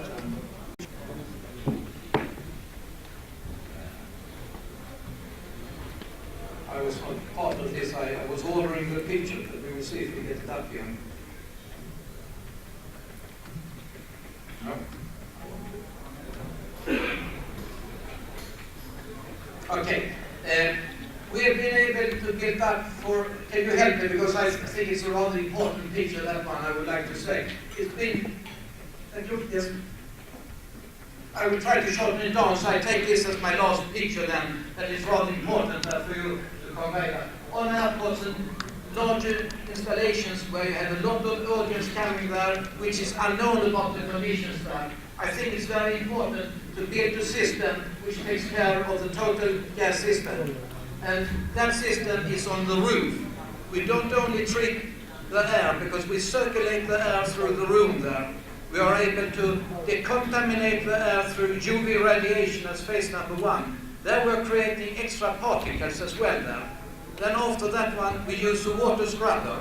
And in that water scrubber, we are removing 99% of all the particles there. Then again, in the water, we add ozone again to try to do a second phase there. And then we are finally using an electrostatic precipitation, so we can remove the last particles there, and we can provide the clients in the lounge with fresh, healthy air there in it. And that has then been observed over 2 years from the University of Copenhagen atmospheric researches, where they've given us a certificate of excellence. I should end up with a road sign. I leave that picture right now, because you are my road sign, you are my resources to give my big challenge in life, to try to continue to develop our system in close cooperation with the universities. Once again, thank you everybody for your time of listening to me.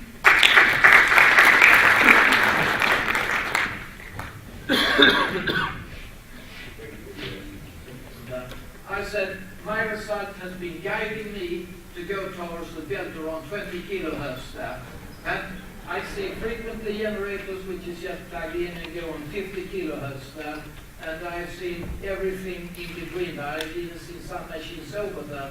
And there must be reasons for it. So I would say there is a wide range you can do that. I found out that it's very interesting to be around 20 kilohertz. Number one, it doesn't give annoying sound for anybody there.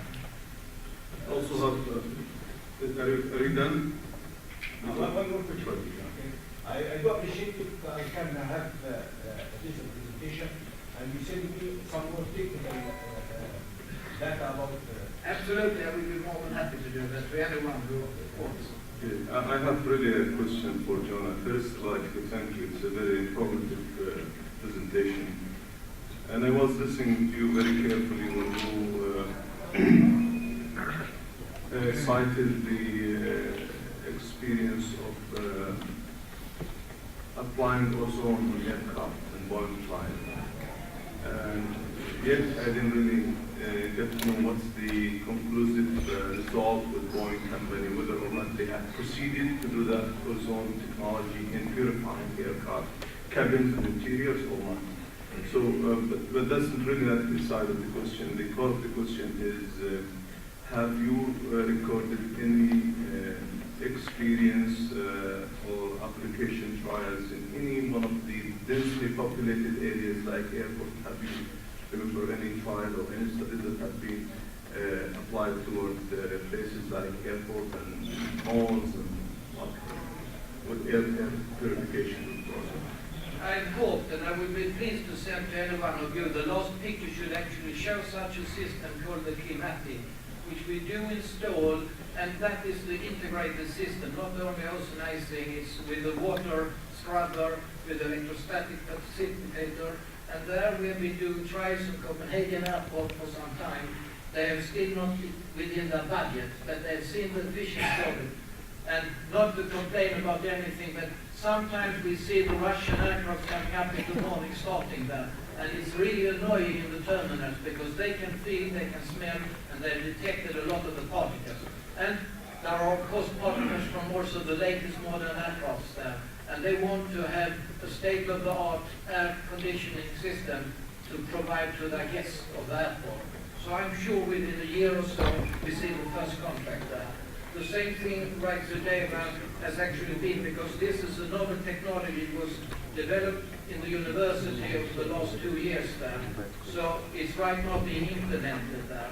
We are looking at some special installations for Saudi Arabia to go with the full system there. But we also have got it already installed in really waste or terrible conditions in our country there.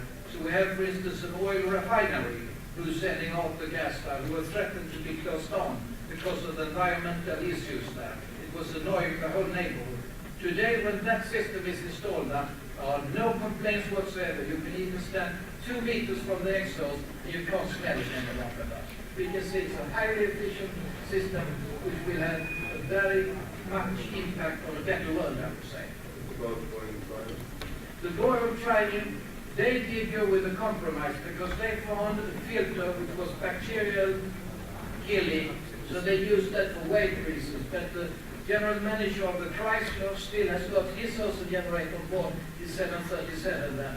So top of the line equipment for private aircraft is being offered still for some years now. I have a question regarding medical question. You mentioned that.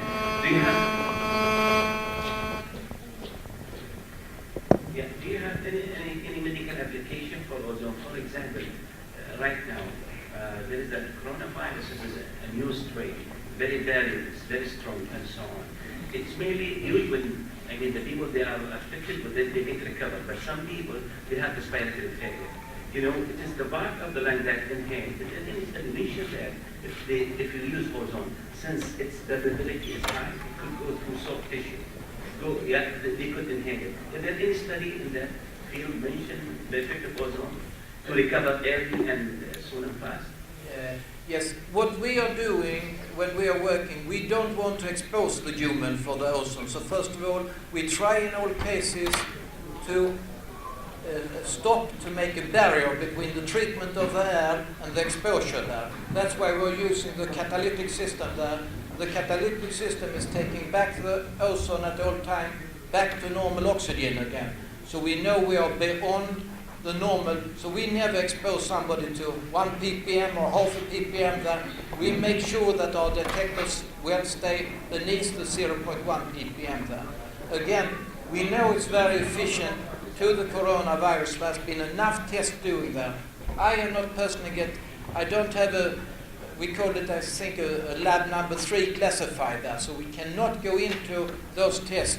But we have done it on virus tests there. We have it confirmed and written that it doesn't killing there. We do it more on the spores instead, because they were on the bottom there. They are the one which is most difficult to kill in the whole series there. And there we have done a lot of tests in medical institutions to see that the system is doing what it ought to do there.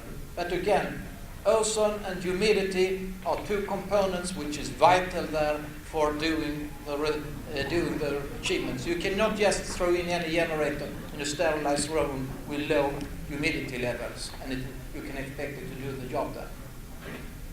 One question, please, John, here. This is a poison gas, isn't it? Absolutely. And if it is used in airports, in hospitals, in schools, yes, what happens to the environment if they all use the same ozone gas?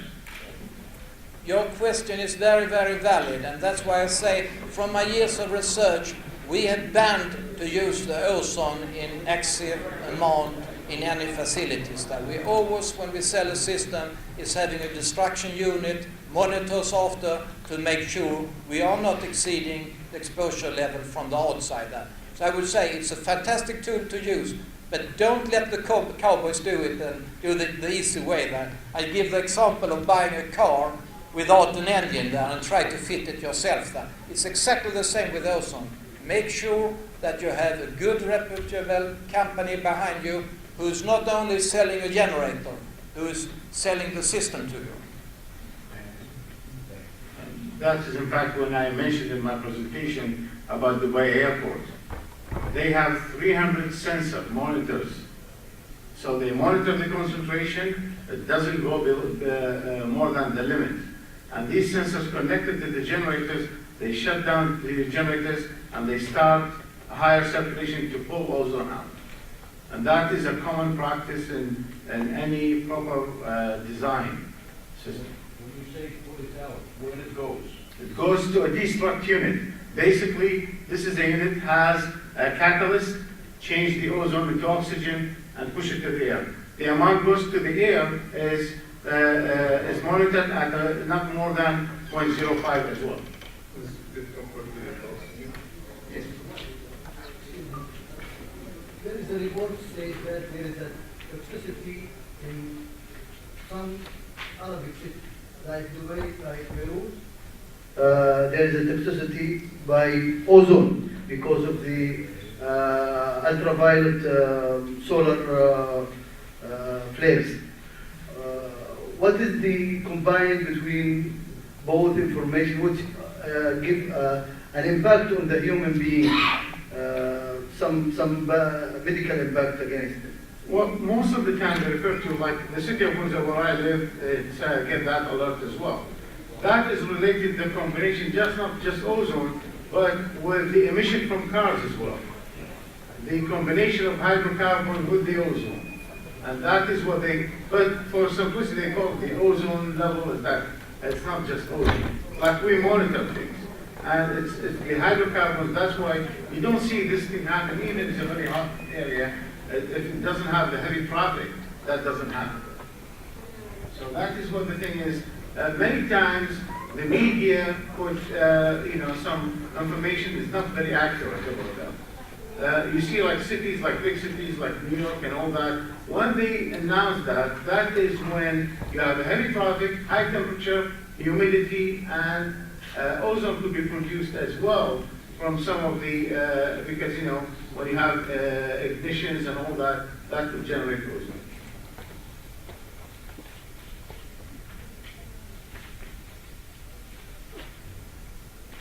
And one more question. Regarding this is a safety precaution that you put sensors. This will detect if the level is increased to the optimum for Do you think that this is the only safety is enough for such case?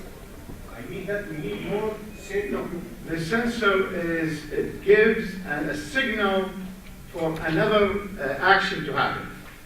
I know. So you shut the generator, and there are ducts that start to pull the ozone. I know the theory, but just in case any sensor is out of function, what will happen? What happens? Sorry. If the sensor is effective. Well, the thing is, like there are, the people when they have the monitors, it's a continuous monitoring. People come and test them all the time. So, and people who do that, they have their own monitors. They can put it on their belt, and it gives a signal immediately. So continuous monitoring for all these sensors? Yes. But it's also on computer. If the sensor doesn't work, the signal comes on the computer. When you see a line coming straight line, you know this is not true. So a technician will go and check that. But we have that in plants and all that. And this is the last question. No further question. The next 30 minutes will be for press conference.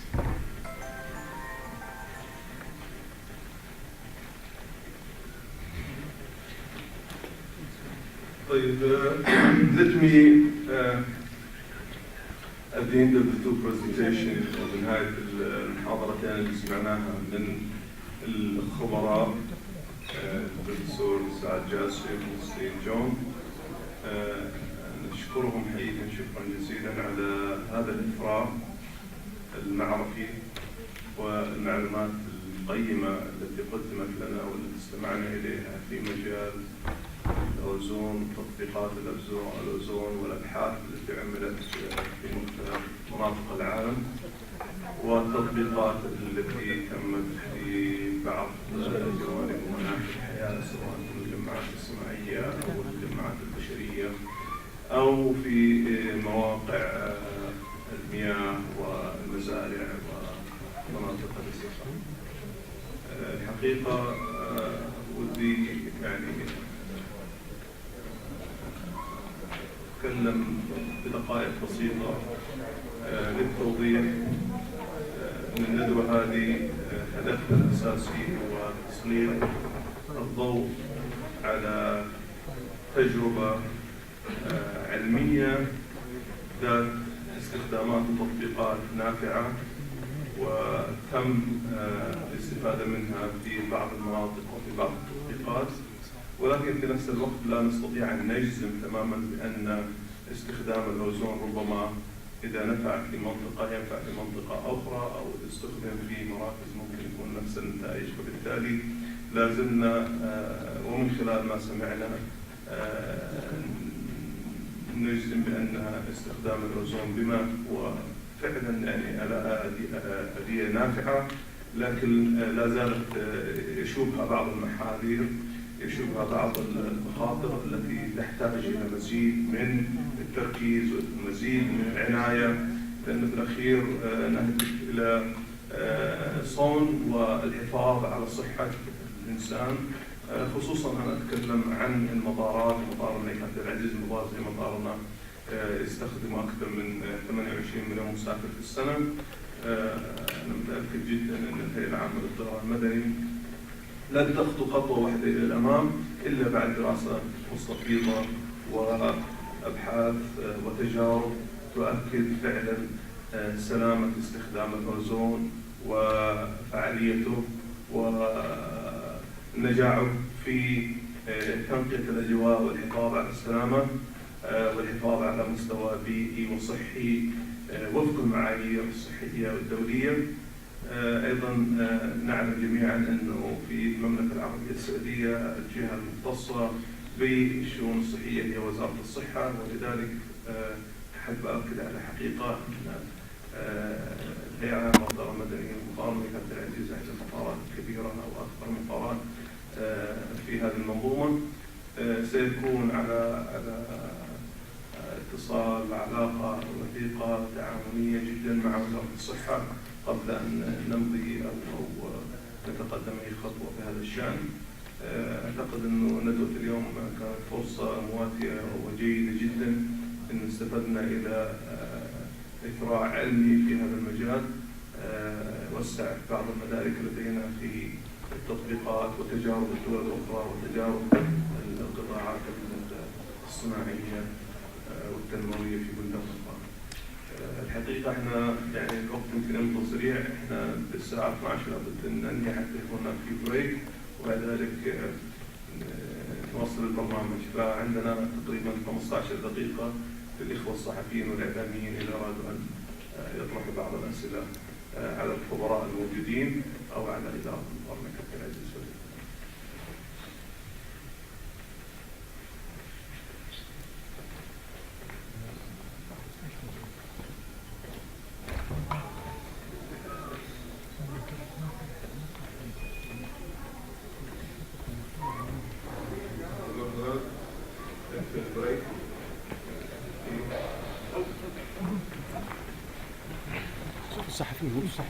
عبد الله المنصوري من عكاظ. وأسأل عن خطة المطار لمواجهة كورونا المستقبلية. ما في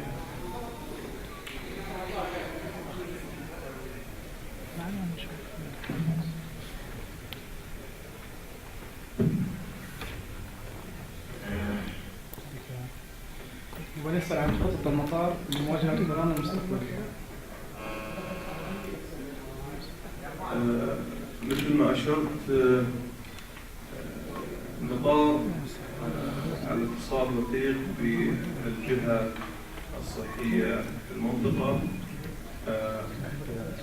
المسؤولية في الإجراءات الوقائية والصحية في المطار هي من اختصاص مراكز الرعاية الصحية التابعة لوزارة الصحة. الهيئة الطيران المدني وإدارة المطار لا تملك الحق تطبيق أي إجراءات على الركاب والمسافرين في مجال الصحة، ولكن نطبق التوصيات التي وردتنا من وزارة الصحة. حتى هذه اللحظة معظم التوصيات فيها توصيات وقائية تهدف إلى منع الإصابة بفيروس كورونا عبر اتباع الإرشادات الصحية، استخدام الأوقية، الكمامات للتعاملين مع هناك إجراءات توعوية تقوم بها وزارة الصحة في المطار، على سبيل المثال توزيع المنشورات، البرامج التوعوية، الندوات التي عقدت والتي تنظمها وزارة الصحة في المطار. هذه في جملتها تقريبا إجراءات وقائية، ولكن على أرض الواقع لا يوجد إجراءات طبية بمعنى إجراءات طبية كما كنا نفعل مع الأمراض الأخرى التي مرت حمى الخنازير والأوبئة الأخرى والأمراض الأخرى. بفضل الله عز وجل أيضا لم تسجل أي حالة في مطار الملك عبد العزيز أو في أي مطار من مطارات المملكة، وهذا من فضل الله عز وجل. هذا تقريبا يعني الإجابة على السؤال.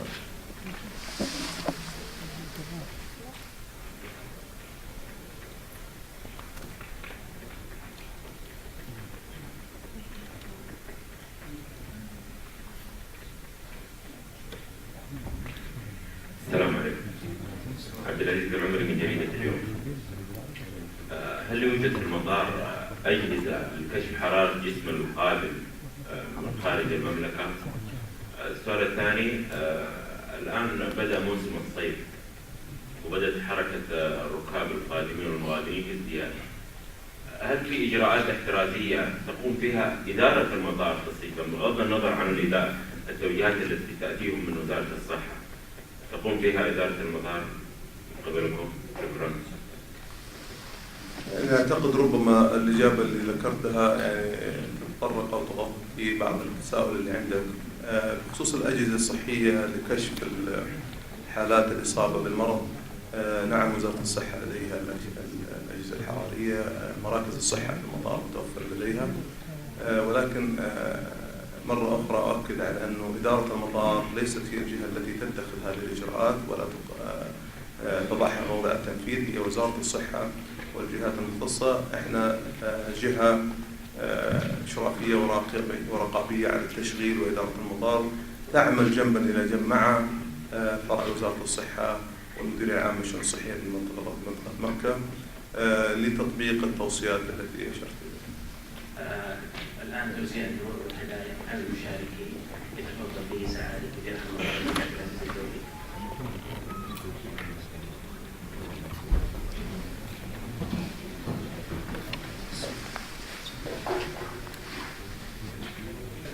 أستاذ الدكتور سعد يونس جاسم، مستشار الدولي لتقنيات الأوزون.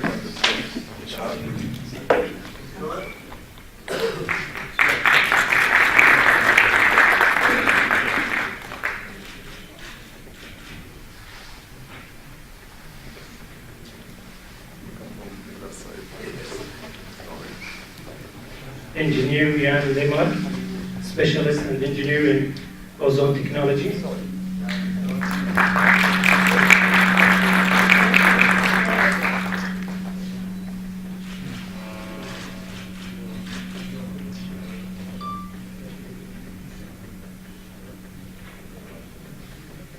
الدكتور حسان مقادي، مدير الخدمات الطبية بمطار الملك عبد العزيز.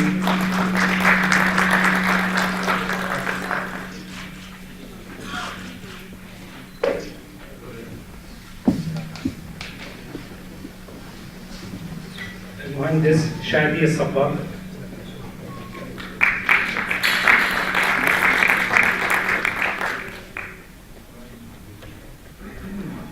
الطيران المدني.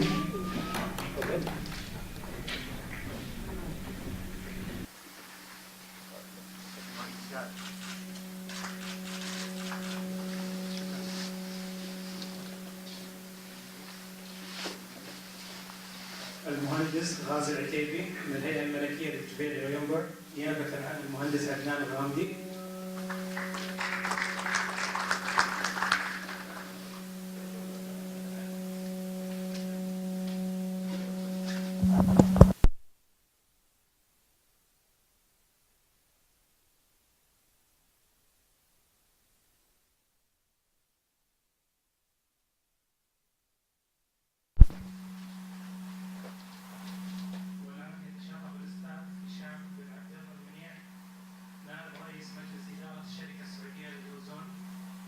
سعادتكم ودرع التكريم نظير جهودكم لهذا الملتقى ومشاركتكم.